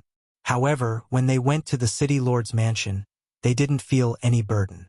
Sometimes, when he wanted to go out of the mansion to do things, he had to go through the side door or the back door. Listening to you, Mian, complaining, Yang Chundong nodded after hesitating for a while. With so many young and strong people having nothing to do, it was inevitable that there would be various problems after a long time. At this time, the first city must not be in chaos. Such a good situation couldn't be changed by internal chaos. How about this? We can consider recruiting. The 3 divisions of the Lung Feng Division and the Nuzhen Cavalry Regiment will soon go to the north. The first city's military strength will become empty. Appropriate recruitment can also make up for our own shortcomings. However, even if we recruit, we can't use all of them. Consider setting up 3 new divisions first. I will arrange for Tiger's Mane to do the specific things. You just need to post the notice and let the people in the city know. By the way, there should be many women in the city who have nothing to do, right? Yes. When Yu Mian heard that they could recruit, he was overjoyed. When he heard Yang Chundong ask about the women at home, he felt that there must be something behind it. He immediately said, usually at this time they can graze in the place they choose. However, when they enter the first city, they sell their livestock to us. A very small number of them are kept together and implement the common grazing policy. Now, more and more women are idle at home. It will be a hidden danger after a long time. Set up a textile bureau and let these women make clothes. I will send a telegram to the Red City and ask them to send the raw materials over. Also, send some experienced weavers. Although the money won't be much, it should be enough to support the family. We can also consider recruiting some young, beautiful, and versatile Mongolian women to join the propaganda team in the city. I have heard that Mongolian women are very good at dancing. Also, some programs are performed by the Mongolians themselves. It is more unique and easier to convince people. After coming up with so many ideas, Yu Mian wrote them down one by one in his notebook. Then he hurriedly left the greenhouse base. He wanted to implement these things immediately. He believed that the people in the city would be very happy. This would also be of great help to him, the city lord, to stabilize the situation in the city. Yu Mian moved very quickly. Not long after he returned to the city lord's mansion, the notice was written and posted at the gate. This news quickly spread throughout the city. Many people were excited and encouraged by it. In a row of newly built houses in the east of the city, a pair of young men had just heard the news and were excited. Child, what's wrong? Could it be that the messenger of immortal heaven brought some pioneering work? How can you be happy? The person who spoke was a middle-aged woman. From her appearance, it could be seen that she must be an extremely beautiful person when she was young. At this time, wrinkles had begun to appear on her face. However, her eyes were still bright and full of spirit. With her facial features, she gave people a very amiable feeling. This woman's name was Ba Dama. In Chinese, it meant lotus. When she was young, she was a famous beauty. Later on, she married a very brave man and gave birth to a daughter, Kikij, and a son, Ba Tuesday originally. This was a happy family of 4. When Batu was old enough, he could sell some of his sheep and horses to raise money for his son to marry a wife. However, there was an unexpected storm. During one of their herding, a group of 4 scouts under Walla Yeshen accidentally came to their door. They took a fancy to the young and beautiful Kikij and wanted to kidnap her. At the crucial moment, as the head of the family, Batu's father stood up. He held a rusty cavalry sword and fought with the enemy. Using this opportunity, Ba Dama brought her children and escaped on horseback. Batu's father killed 1 enemy and injured 2 others. In the end, the cavalry sword in his hand broke and he died of exhaustion. The horses and sheep in the family were also swept away. When Ba Dama brought her children back to the herding land, only her father's body was left. The happy family became a tragedy. After losing their sheep and horses, Ba Dama left her hometown with her underage son and daughter. They walked and stopped all the way and even had to eat. In the end, they heard about the matter in the first city and came here to settle down. At this time, it had been 3 years since his father was killed. Batu had grown up into a young man. Kikij was very beautiful and outstanding. However, after 3 years of running, the old mother, Ba Dama, finally collapsed from exhaustion. If Kikij and Ba Tu had not gone to the mercenary hospital in the city to ask for help, her mother would not have been able to hold on until now. The matter of Ba Tu's family was seen by some neighbors who also came to the first city to make a living and yearned for a new life. Those who had money and those who had things gave them a lot of help. There was even a wealthy Mongolian family who wanted to marry Kikij as a concubine and took out 200 taels of silver as a betrothal gift. However, he was directly rejected by Ba Dama. In her words, her children were eagles and jade rabbits on the grassland. They should not lower their heads for anything. They could earn everything with their own hands.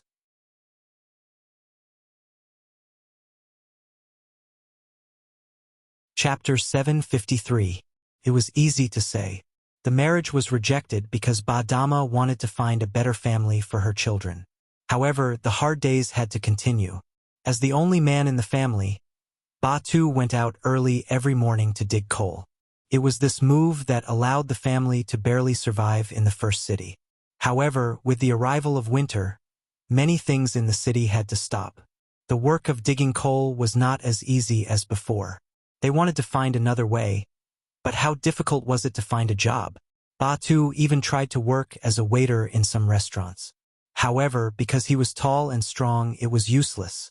The reason given was that the waiter in the restaurant was too powerful and would easily scare the customers. Days passed. If this continued, the family would not be able to supply the coal. Even the last warm place would be lost. What's more, they would not be able to afford the rent and would probably be kicked out of the first city, the City of Hope. Suddenly, a recruitment notice was posted outside the city lord's mansion, as well as the recruitment of 200 young and beautiful girls and the textile bureau in the city. Finally, the city recruited soldiers. This made Ba Tu see hope in despair. How could he not be happy? Sister Kikij also heard about the establishment of the textile bureau. She was also very excited. She could support the family with her hands and earn money to treat her mother's illness. This family should be getting better and better.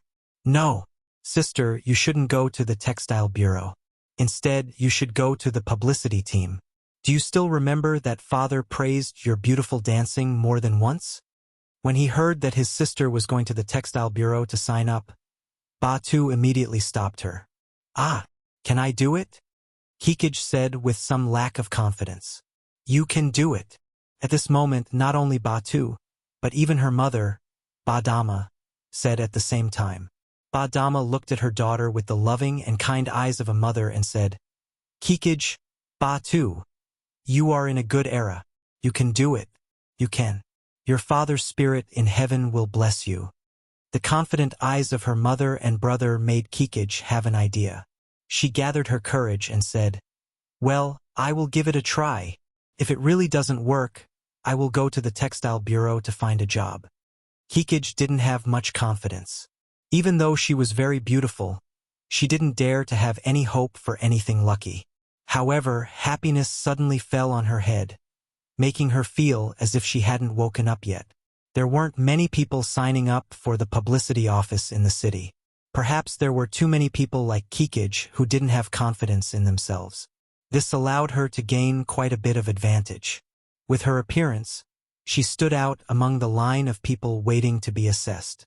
Reality proved that her luck wasn't bad. She caught the eye of the head of the propaganda department, Shui Qing. Shui Qing was originally a female official in Crimson Nest City's Anchuan department and was highly valued by the department head, Luan Xiaoyu. This time, when he learned that it was the sixth young master who had personally given the order, he immediately sent out his trusted subordinate. Reality proved that Shui Qing didn't disappoint. After coming to the beginning city, she quickly understood what had happened here.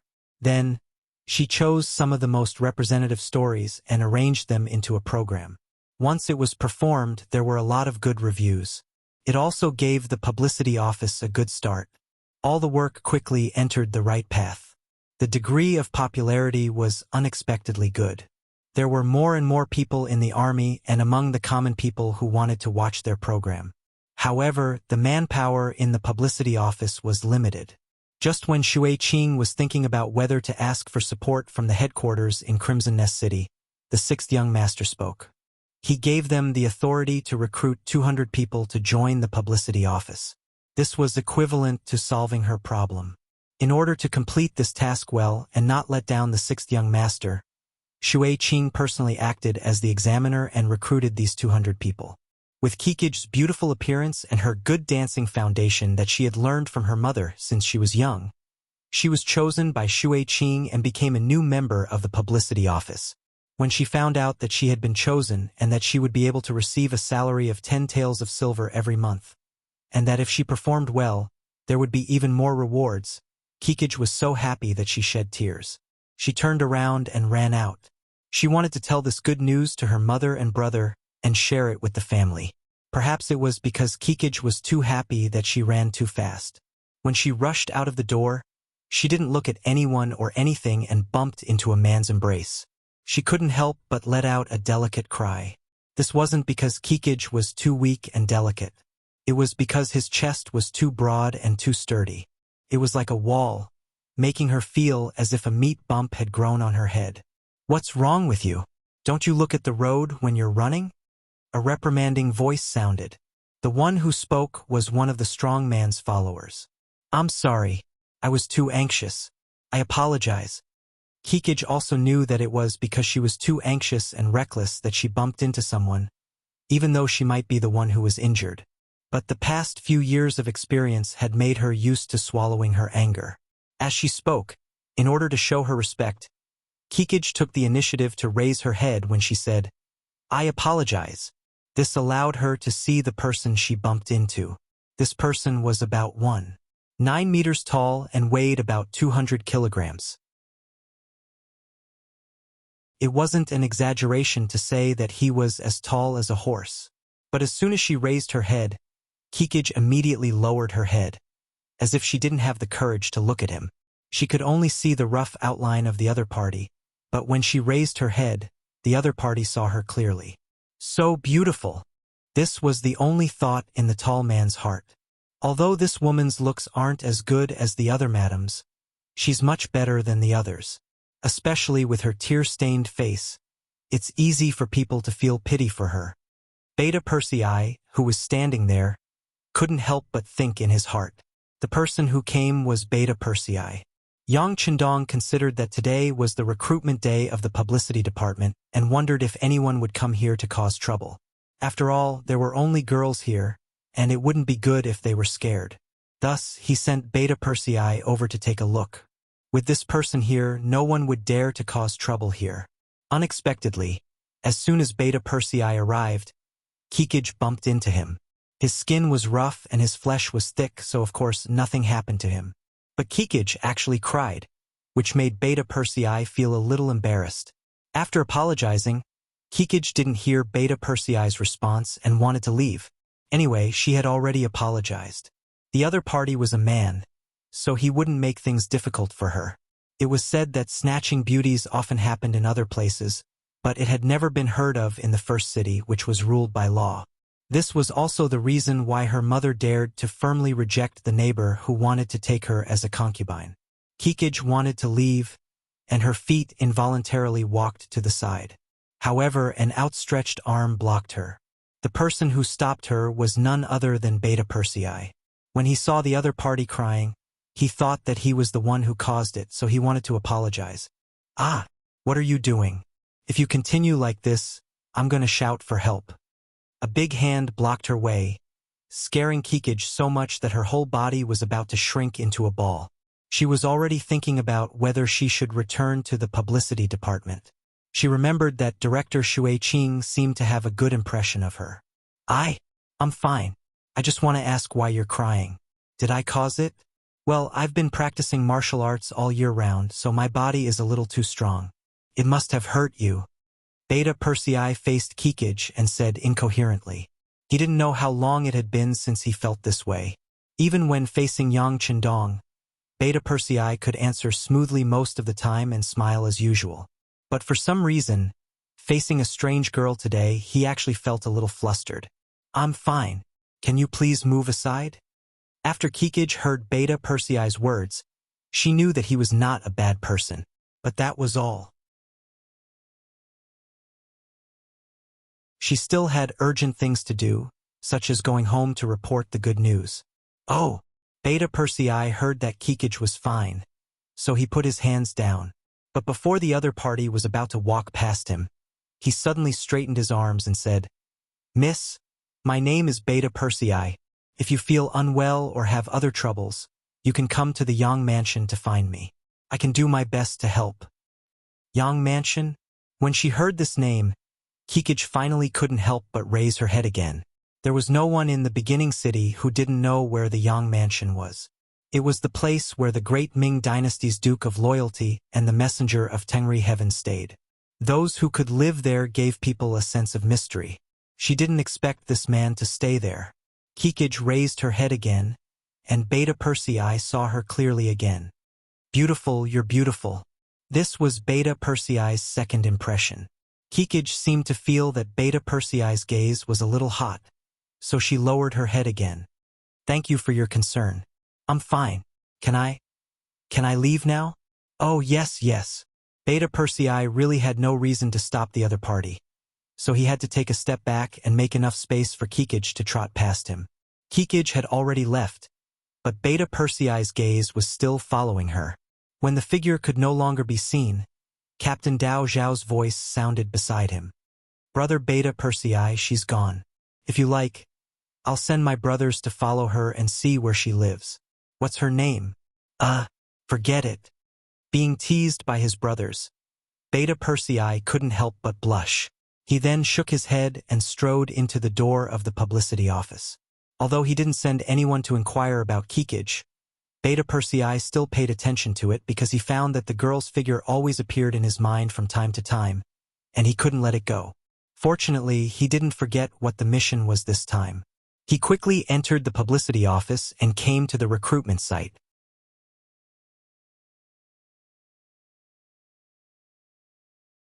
Chapter 754. As soon as he entered, his bulky figure quickly attracted the attention of many people. Director Shui Qing also saw Beta Persei at the first moment and hurriedly came over to greet him. This was the person beside the sixth young master, and he was also a popular person. He absolutely could not be offended. "Brother Beta Persei, why do you have time to inspect our small yamen?" Shui Qing walked over with a smile on her face. Originally, she wanted to call Beta Persei master, just like how the people in Crimson City called Yang Wu. However, after someone called Beta Persei that way, he was scolded. What a joke! The sixth young master was only a duke. How dare they call him master? For this matter, he personally sent a telegram to Yang Wu in Crimson City, severely criticizing him. Yang Wu was also somewhat wronged.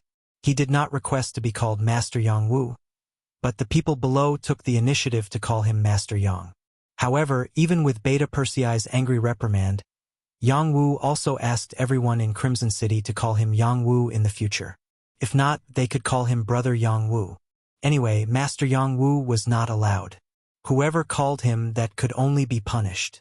After seeing Shui Qing, Beta Persei also asked with a smile on his face with concern, "How is it? Is everything normal here? Did anyone come to make trouble?" "Why would anyone come to make trouble? This is the beginning city. Are the patrols that can be seen casually on the streets useless?" Shui Qing pursed her lips and chuckled. Beta Persei also chuckled. The safety of the beginning city had always been the most important. Even if it had begun to snow, the security and defense of the city was still the same as usual. Every 10 minutes or so, a patrol of at least 10 people would appear on the streets. Not only that, the streets in the city had always been very clean. Even if the heavy snow was still falling, the snow that had covered the ground a moment ago would be swept out in the next moment. This showed how frequent the patrols were. The beginning city was surrounded by grasslands and was surrounded by Mongolians. The slightest carelessness might cause unknown things to happen. In order to achieve a deterrent effect, the patrols on the streets were more frequent. "By the way, how's the recruitment today? How many good seedlings are there?" Beta Persei didn't dwell on the issue of public security. Instead, he asked about the recruitment of the publicity department. Shui Qing knew that this was probably the sixth young master's intention. He wanted to find out more about them, so she answered truthfully, "The situation isn't too good. Although there are quite a lot of people here, most of them aren't in good condition, especially their skin. Perhaps it's because of the climate and environment. Most of them are too rough and dark. I'm not discriminating against them, but since they're performing for everyone, they should at least look pleasing to the eyes. It's better to avoid those who don't look interesting at first glance." After saying this, Shui Qing made a gesture of touching her forehead. "Well, after being busy for more than an hour, we only found 3 good seedlings." After saying this, she handed a roster to Beta Persei. Due to their relationship with Yang Chendong, the people of Yangxia were more used to using hours instead of hours when talking about time. However, they only found 3 suitable people in more than an hour. This was indeed a lot of pressure for the publicity department that had to recruit 200 students. Beta Persei pretended not to care and took a look at the roster. The name of the last of the 3 recruited people, Kikij, came into his eyes. "Chichigo, that's a nice name." He still asked as if he didn't know anything about it. It had to be said that after being by Yang Chendong's side for a long time, Yang Er had learned to do things in a roundabout way. He had also learned some methods. If it was in the past, he might have directly asked questions. Yes. Speaking of Kikij, Shui Qing seemed to be very interested. "I don't know how this girl takes care of herself. Her skin is good and she has a good dancing foundation. She's a talent that our publicity department urgently needs. You haven't seen her, but even if she wore the most simple clothes, you can still see that she's a delicate flower." Shui Qing said unintentionally, or rather, she said it as if she was showing off. When Tiger's Mane heard everything, he was even more certain that the girl he saw should be Kikij. This was because when he entered the big house, he observed that there were many girls who came and they were all dressed in colorful clothes. He thought that on such an occasion, they would wear the most beautiful clothes and leave the best first impression for others. Kikij did not wear any colorful clothes. Perhaps it was because of her personality, or perhaps that was the best she had. Unfortunately, Kikij was too happy. After knowing that she was chosen, she left in a hurry and did not even leave an address. This made Beta Persei unable to find out more even if he wanted to. Of course, with his identity, it was not impossible for him to find someone in the beginning city based on his name. However, that would be too much of a waste of manpower and material resources. Beta Persei did not want to be special. He thought that since this girl would come to work in the publicity department, as long as he had the heart, would he be afraid that he would not have the opportunity to see her? Beta Persei was still thinking about the next opportunity to meet Kikij when Kikij returned home in high spirits. However, as soon as she entered the room, she saw her brother, Ba Tu, squatting on the ground and her mother, Badama, comforting him. "Ba Tu, don't think too much. The mercenaries are doing this for your own good. Who asked you to have no brothers in the family? This is also for our family's sake." Badama said earnestly and reached out to stroke Ba Tu's hair. She was undoubtedly a loving mother. "What's going on?" Kikij, who had a premonition, looked at her mother and brother and asked as she walked forward. "Sister, they don't want me. They said that I'm the only son in the family." When Ba Tu heard his sister's voice, he quickly raised his head. When he looked at Kikij, his eyes were full of grievances. If Ba Tu's performance was not good enough and his physical fitness was not strong enough, it might still be sad. But it was also difficult for Ba Tu to accept. However, he passed the basic physical fitness assessment and even got a good result in his equestrian performance. However, when they finally investigated his family's situation and learned that he was the only son, they directly rejected him. According to the mercenary examiner, it was too dangerous for the only son to go to the battlefield. They could not use the future of a family as an excuse. Logically speaking, these words were really for the sake of these Mongolian youths. The mercenaries didn't want to end the bloodline of these youths. After all, anything could happen on the battlefield, and the enemy wouldn't take extra care of you just because you were the only child of your clan. However, The situation of Ba Tu's family needed to be changed urgently, especially his mother's illness. He had to find a way to treat it as soon as possible. If he could not join the army, what else could he do? Not to mention that he did not earn much from doing manual labor. It was already early winter. What else could he do? Ba Tu was a filial child. He was anxious to rely on his own efforts to change his family. In his opinion, this was what an indomitable man should do. Kikij was also shocked by this statement. Her brother woke up very early today, even earlier than her sister who had to wake up to make breakfast. His eagerness to join the army was already very obvious. She originally thought that her brother was tall and strong. He would definitely be a good seedling if he joined the army. However, she did not expect that he would be rejected with such a reason. This was really unexpected. How about little brother not join the army? I have already been chosen to join the publicity department. In the future, I will have a salary of 10 taels of silver a month. Our family's situation will slowly change. The originally good news, now that it came out of Kikij's mouth, it did not seem that surprising anymore. Ah, sister, have you been chosen? That's great. Ba Tu, who was still squatting on the ground, was pleasantly surprised when he heard the news. However, he quickly lowered his head again. His sister could do things for the family, but he, a 7 feet tall man, could not do anything. This seemed to reflect his incompetence. Hearing that his daughter was chosen by the publicity department, Ba Ma was also very happy. Good. I knew my daughter was the best. There's no problem. In any case, there was still good news. Ba Ma actually said that he wanted to borrow some food from the neighbors to celebrate. Moreover, for the first time, she did not allow Kikij to interfere. In her words, her daughter's hands would be of great use in the future, so it was better not to do these manual labor. His mother went to work alone. Ba Tu was in a bad mood.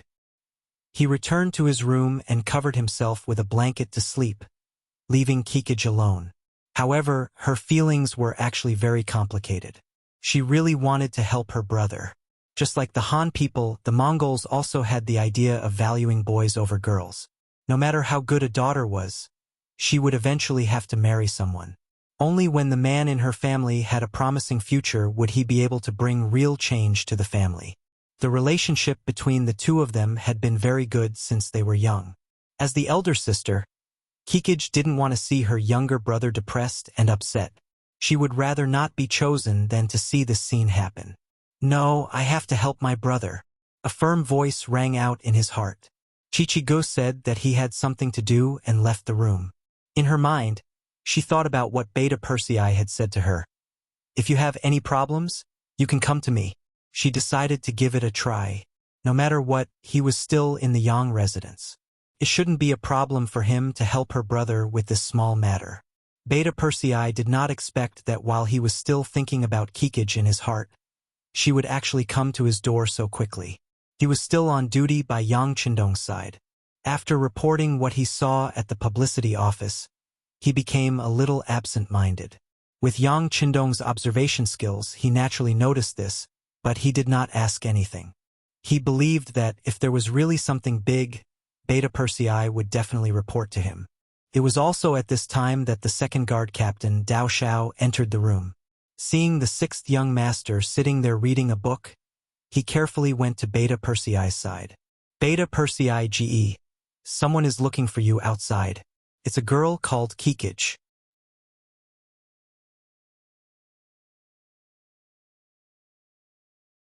Chapter 755.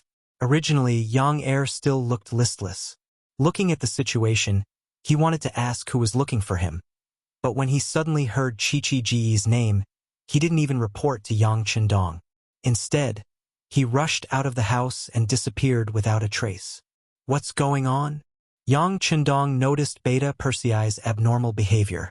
He did not ignore it, but asked Dao Shao, who seemed to know some inside information. Dao Shao was not gossiping, but he had to answer the sixth young master's question. He immediately told him what happened in the morning at the entrance of the publicity office. He was very objective. He even reported what Beta Persei said to Shui Qing. Yang Chindong was smart. He immediately knew that Beta Persei had fallen in love with the girl called Kikij.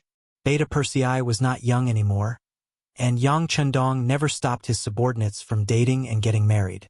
There was even a period of time when he wanted to find a wife for Beta Persei. He did not expect that the opportunity would come to him. Since it had happened, he could not ignore it. After all, Beta Persei was someone close to him. If something happened, it would be a big deal. Go find Feng Liang. Tell him that I said it. I want to know more about Kikij, her family, and the people around her. Yang Chendong ordered Dao Xiao. Although it was a coincidence, and there should not be any problems with Kikij, things were unpredictable. Without investigation, there was no right to speak. Beta Persei did not know that Kikij's matter had attracted the sixth young master's attention. He only knew that the girl in his heart had appeared, and that was enough to make him excited. After running out of the room, Beta Persei quickly calmed down. First, he tidied up his clothes and found that there was nothing wrong. Then, he walked out of the Yang mansion's gate with steady steps. The sixth young master had said that the more important the matter was, the calmer one had to be in order to make the most accurate decision. Yang Er also learned to calm down, but when he went out and saw Kikij standing there with her head lowered, he was discouraged. He realized that his heartbeat was very disappointing. No matter how hard he tried to calm down, he couldn't calm his heart down. Perhaps Beta Persei was worried that the girl already had a husband. It's you, Kikij, right? My name is Beta Persei. No matter what kind of worries he had, Beta Persei decided to get to know her first. If she was not betrothed, then his chance had come. While introducing himself, he also extended an arm that represented friendship. Unfortunately, he did not get a response from Kikij. The other party was not used to this at all. Seeing Second Yang reach out his hand to her as soon as they met, she was shocked. Her whole body involuntarily stepped back, and her eyes revealed fear. She almost shouted, "What do you want to do? Hee hee." Seeing that his actions were a little frightening, Beta Persei smiled foolishly and retracted his hand. He touched his head and broke the awkwardness by asking, "You must have something to tell me. Speak." Beta Persei extended his hand as soon as they met, which was not considered polite at the time. It made Kikij feel that she had found the wrong person. After all, that action was a little too frivolous. However, Beta Persei expressed his goodwill and asked if she had anything to tell him. This made Kikij hesitate for a while before she bit her lip and made up her mind. "Our family has encountered a little problem and we would like to ask for your help. But I don't know if you can help." Beta Persei was delighted when he heard this. This was a good opportunity to understand Kikij's family. He would know what kind of person she was as soon as he went, so how could he refuse? As for his ability, there should not be many people in the beginning city who would not give him face. Beta Persei was of course full of confidence in the things he was good at. He patted his strong chest and said, "I can still do ordinary things." Beta Persei's appearance seemed to give Kikij confidence. She really had no other choice. It seemed that among the people she knew, only Beta Persei seemed to have some status. "Well, it's about my younger brother. His name is Batu." In the end, Kikij told Beta Persei about the family matters, but it was only limited to her younger brother. She did not tell him about her mother's illness and poor health. It was the first time they met, so it would be rude to tell him everything. Beta Persei listened carefully. At this time, he felt that Kikij's voice was so pleasant to the ear. Even though she was a little pouting when she spoke Chinese and was not even fluent, he felt that it was nice to hear. Perhaps this was what it meant by beauty is in the eye of the beholder. Kikij finished speaking very quickly, but when she saw that Beta Persei was still listening carefully, she could not help but ask anxiously, Are you listening?" "Oh, I'm listening." Beta Persei quickly returned to his body and nodded. "The younger brother you mentioned has good physical fitness. He's already an adult, right? But because he's the only son in the family, he can't join the army, right?" "Yes, that's it. Do you have any ideas?" After listening, Kikij's hopeful eyes fell on Beta Persei. Beta Persei enjoyed this kind of gaze very much, but he also felt a lot of pressure. This was the time to show his ability. If he did not perform well, he was afraid that there would be no chance for what would happen next. With Beta Persei's identity, if he greeted the conscription office, the problem of Batu joining the army would definitely be solved in the most appropriate way, and even the best arrangements would be made. After all, he was one of the people around the sixth young master, so he definitely had some face. However, after following Yang Chendong for a long time, Beta Persei trusted his eyes more than his ears. He decided to take a look at Batu personally to see if he was really as tall and strong as Kikij said. Of course, no one knew if he would take this opportunity to understand Kikij's family situation. How about this? Can I meet your brother? If he's really as good as you said, then I should be able to help. Beta Persei did not immediately make a promise. Instead, he wanted to understand the situation before making a decision. Kikij hesitated. She was not worried about Beta Persei's ability. After all, they were at the entrance of the Yang mansion where he came from. Would the people around the god of war and the messenger of Tengri be bad people? She was only worried about the situation at home. For some reason, she did not want Beta Persei to see the situation at home. What's wrong? Is there a problem? Seeing that Kikij did not immediately agree, Beta Persei asked. Logically speaking, since he had agreed to help, the other party should be happy and should immediately lead the way. Could it be that there was something that was hard to say? Or was it that she was already married, and if she brought another man home, others would gossip about her? No problem. Kikij bit her lips again and said. Then, as if she had made some kind of decision, she said, I'll take you to my house to see my brother. In Kikij's heart, there was nothing more important than her brother's matter. Okay, wait for me. Beta Persei's heart also settled down.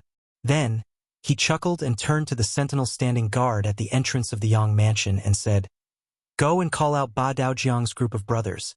Also, send someone to tell Captain Dao Xiao that I'm going out to handle some personal matters. As one of Yang Chendong's people, Beta Persei had to inform him wherever he went, even if it was not a matter of freedom. Of course, there was no need to report to Yang Chendong and disturb the sixth young master when he went out to handle some personal matters. However, someone in the mansion had to know. The sentinel was also a soldier of the guards. Seeing that it was Beta Persei who had spoken, he immediately agreed and turned to enter the mansion. Not long after, Ba Daojiang led 5 guards out of the mansion and came to Beta Persei's side. Ba Daojiang is ordered to lead the soldiers to report to Beta Persei. As soon as Ba Daojiang appeared, he saluted and said seriously. This was not Beta Persei putting on airs, but doing things according to the rules set by Yang Chendong. The rules required that no one was allowed to act alone when they went out. There had to be at least 4 to 6 people. This was also for their safety. Although the security in the first city seemed to be very good, this was a new city after all. There were many Mongolians in the city. If they were not careful, wouldn't they be asking for trouble if there were any losses? Ba Daojiang had a total of 6 people behind him. Beta Persei turned to look at Kikij and said in a gentle tone, Okay, you lead the way. Seeing that Second Yang was able to bring 6 soldiers with him just by saying a few words, and they were all from the Yang residence, Chichigu thought even more highly of Second Yang's ability. He nodded and said, All right, follow me. However, my home is a bit far from the city. I'm afraid it's a bit far. It doesn't matter. We don't have any other abilities, but we're not afraid of being tired. Haha. Beta Persei patted his chest and said. Kikij did not lie. They walked for nearly 2 hours. He did not know how a girl like her walked from her house to the Yang mansion's entrance alone. When Kikij finally stopped in front of an extremely ordinary-looking door, Beta Persei knew that they had finally arrived. He could not help but curse in his heart. It seems that I have to ride here next time. The distance is indeed a little too far. In fact, in the first city, people were not allowed to ride horses on the streets without special reasons. Firstly, it was easy to collide with people on horseback. Secondly, horses had horse dung, which would increase the difficulty of cleaning the clean streets in the city. But riding a bicycle was different. It was clean and fast. Of course, other than Beta Persei and the others, it would not be so easy for ordinary people to get a bicycle. When they finally arrived at the door of Kikij's house, Beta Persei's expression became much more solemn. He even tried to squeeze out more smiles on his face. He wanted to leave a good first impression.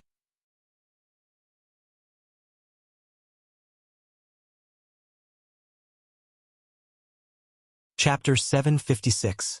There was no such thing as individual houses in the beginning city. They were all collectively owned, which meant that they all belonged to Yangchendong. Everyone who came here was just renting a house. According to the rules, only those who had worked in the beginning city for more than 5 years were qualified to buy a house here. This caused the houses here to look the same from the outside. The so-called differences were only the various differences after entering the rooms. For example, the furnishings in the house, the decent items in the house, and so on. However, when Beta Persei followed Kikij into the house, he really did not see anything decent. It gave him a feeling of emptiness and then cleanliness. Cleanliness did not mean that there was nothing clean, but it meant that the house was wiped clean. From this, it could be seen that this family was very hard-working. When Kikij came back and brought some soldiers with him, Badama and Batu, who were cooking, were frightened.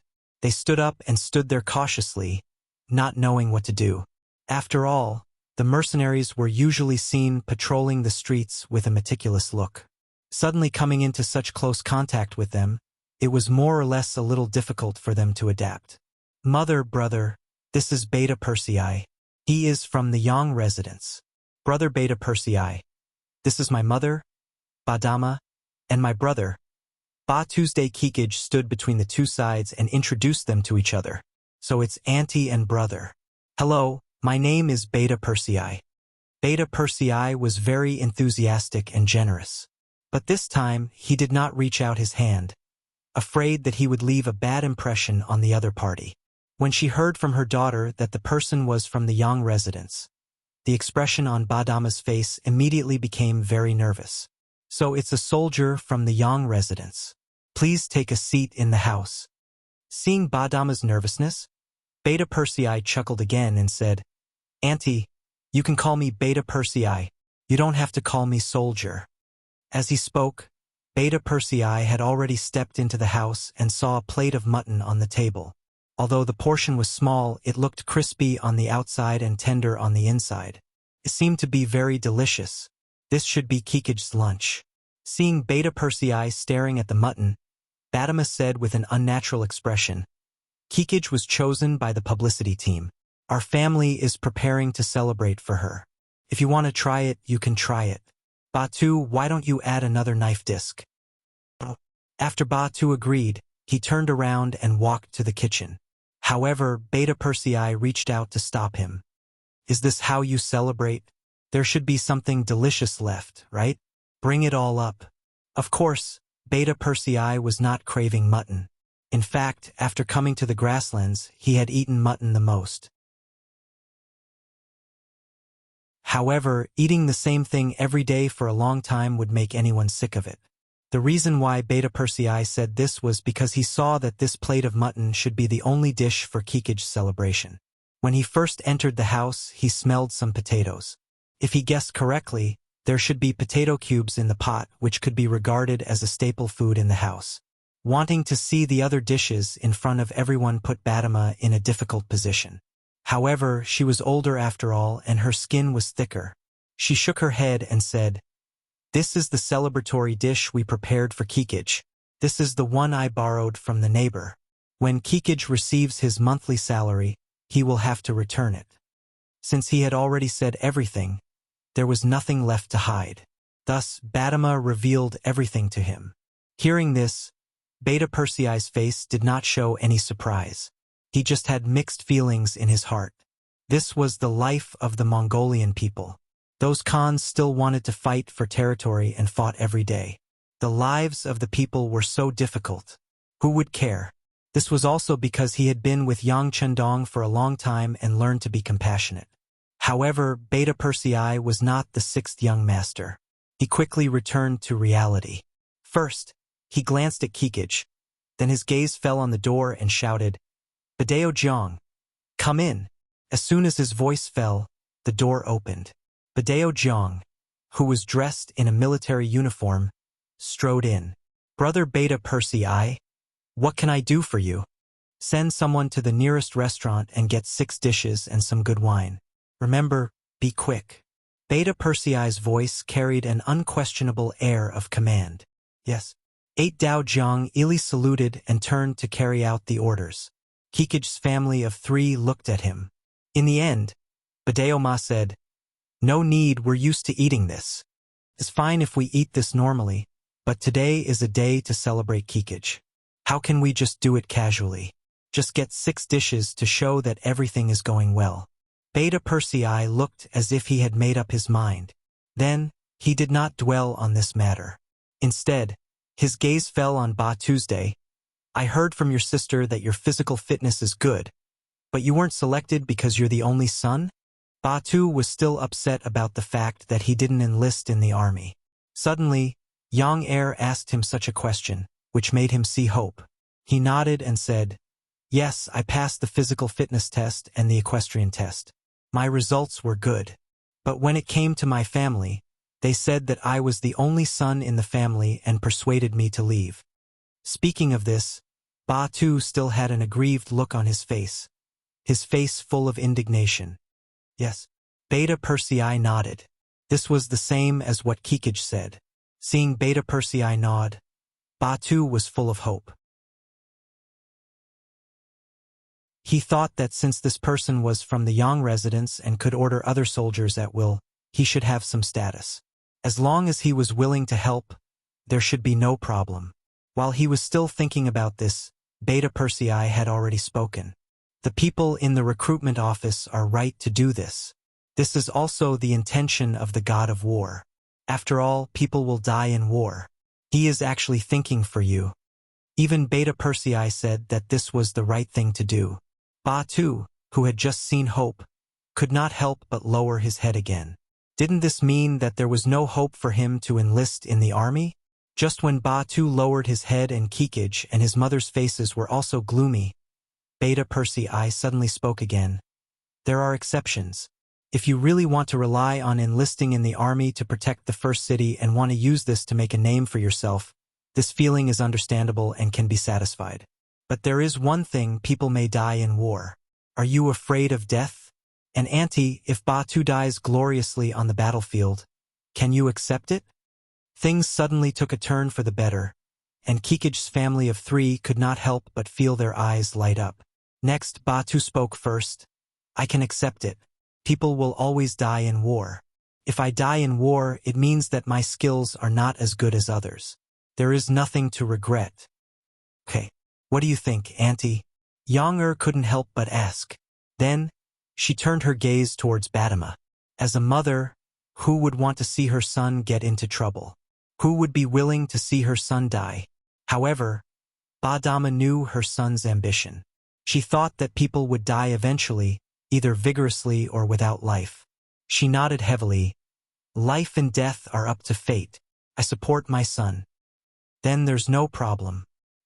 Hearing such an answer, Beta Percy I said as if he was making a guarantee. Ah, there's no problem? Kikij, who was at the side, did not understand. What did this mean? Could it mean that Ba Tu could enlist in the army? Not only Kikij, but Badama and Ba Tu also looked at Beta Percy I with a puzzled expression. He had to add, how about this? I'll take Ba Tu to the recruitment office in a while. As long as he passes the previous physical fitness and equestrian assessment, then he can enter the barracks in the afternoon. But for the 1 to 3 months of recruit training, I'm afraid you won't be able to meet him. That's a closed training, so you have to be mentally prepared in this regard. It's okay, I can bear it. As if afraid that Beta Percy I would go back on his word, Ba Tu hurriedly shouted. At this time, he could not wait to go to the barracks with Beta Percy I immediately. As for whether he would eat or not, it did not matter. There's no hurry. The food will be delivered soon. We'll go after eating. Yang chuckled. At this moment, Kikij also laughed. From time to time, her eyes would look at Beta Percy I. Her expression was full of a different kind of feeling. Ba Daojiang was very fast. After a while, he returned with 6 dishes. 4 of them were meat, 2 were vegetables, and a large pot of white rice. Kikij did not know how long it had been since she had such a sumptuous lunch. With Beta Persei taking the lead, everyone ate until they were full. Then, when Kikij looked at Beta Persei, there was a trace of tenderness in her eyes. Cough, cough, cough. Suddenly, Ba Dama coughed out of the blue. It was followed by a long bout of non-stop coughing until his face turned red. Only then did he slowly recover. What's going on? Auntie has caught a cold. Didn't she go to the hospital in the city?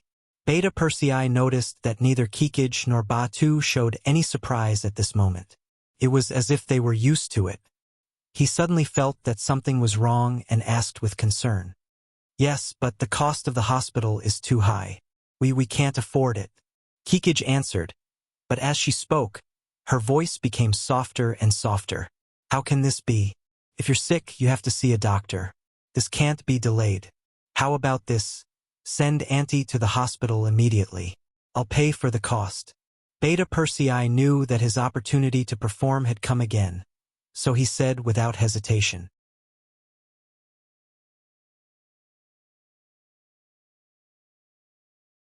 Chapter 757. How can we do that? We already owe you too much. Kikij's face turned red as she spoke. At that moment, she even thought of selling her body to save her mother. Why not? You and your brother are going to serve the mercenaries soon. You can return the money you earned to me in the future.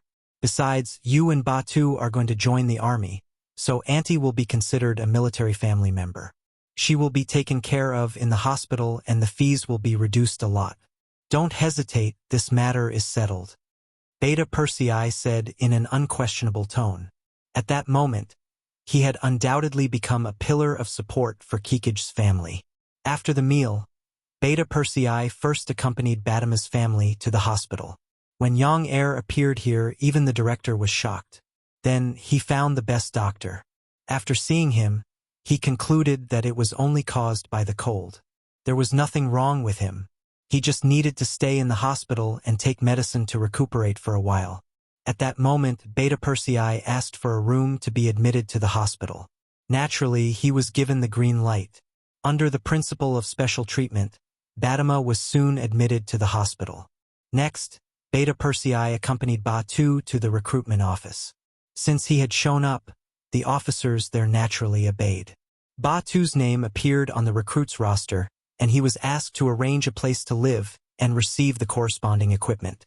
At this point, he had done what he had promised. Kikij, who had been following beside him, also found that her mother and brother were not around. She was alone with Beta Persei. Ba Daojiang and the others naturally kept a certain distance from the two of them. Seeing that there was no one around, Kikij's face turned even redder. Thank you. Thank you for everything you've done for our family. Hey, it's nothing. Since you think so highly of the mercenaries, it's only right that we do something for you.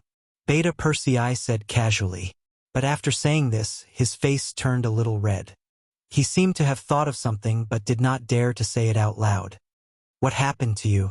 Looking at Beta Persei's awkward appearance, Kikij asked curiously.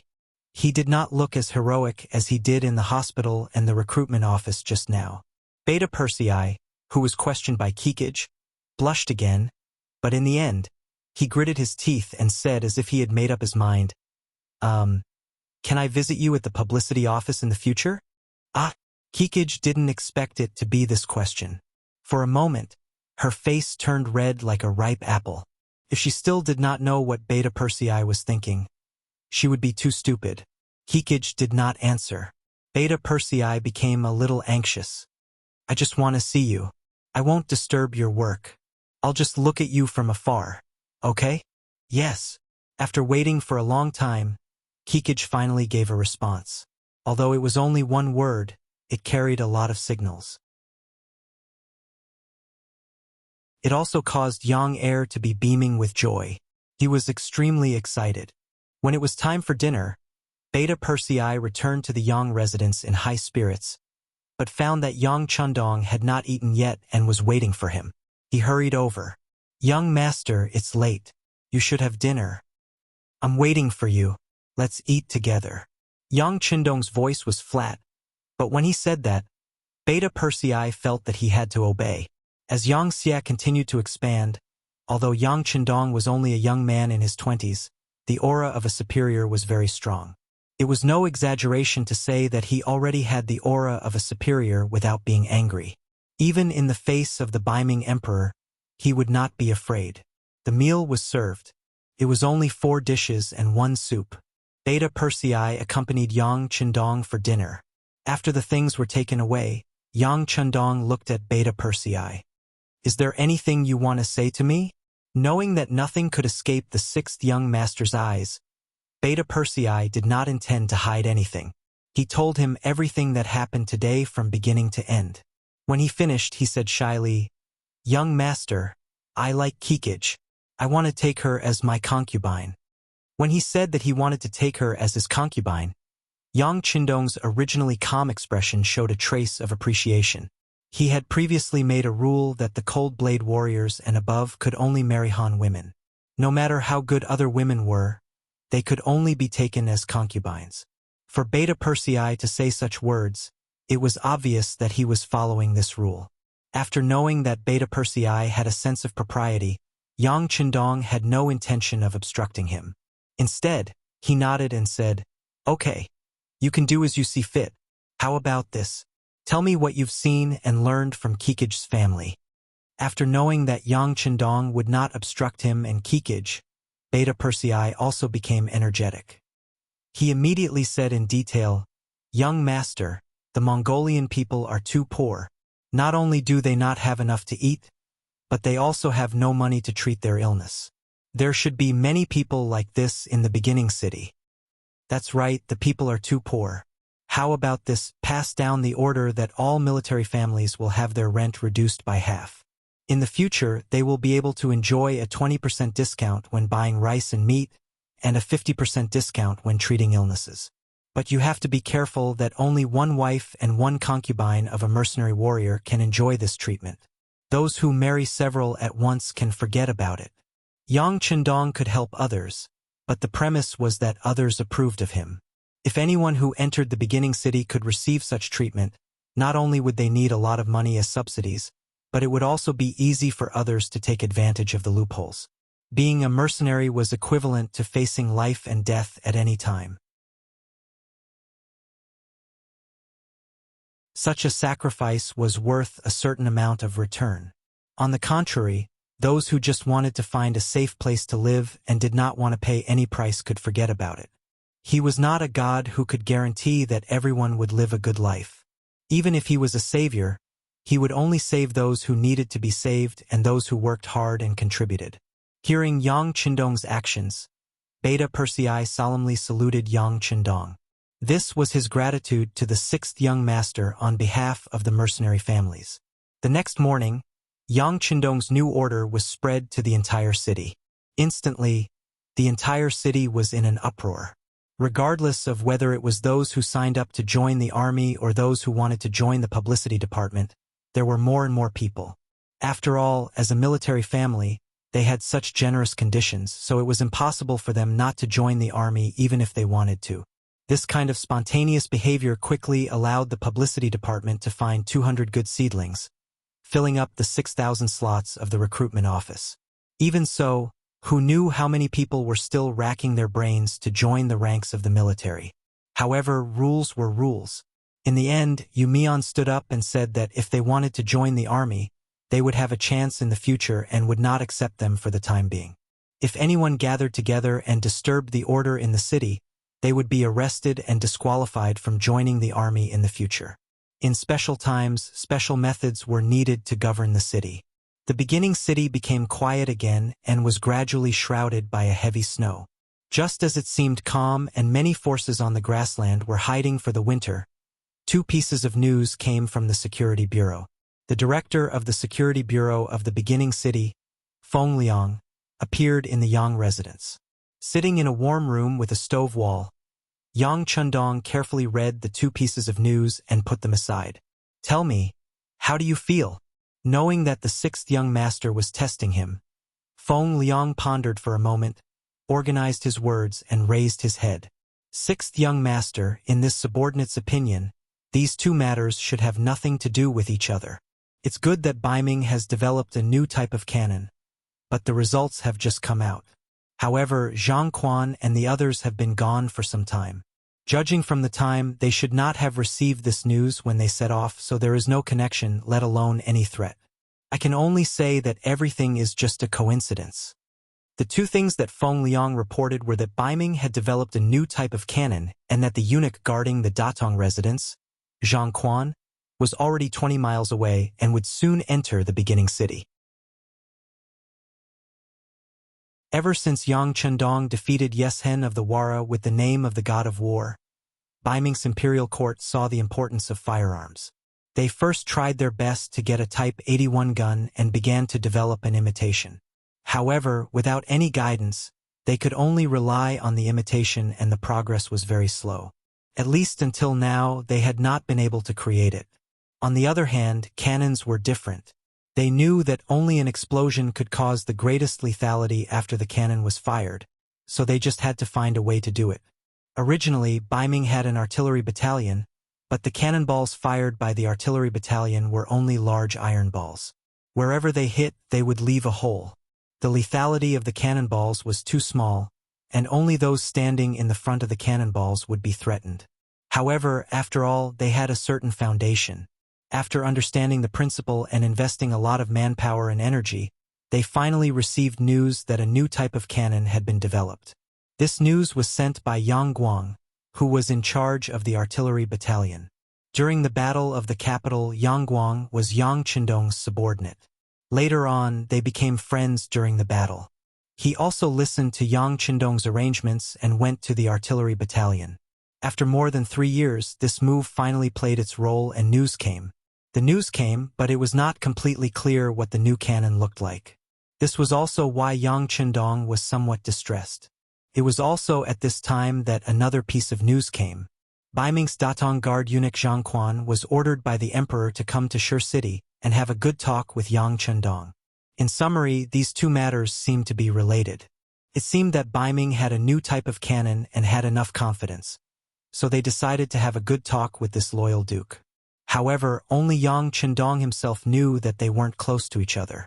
It was just a coincidence. You're tuning in to the Journey of the Soul YouTube channel. Don't forget to subscribe and join us on this journey to catch the most captivating stories.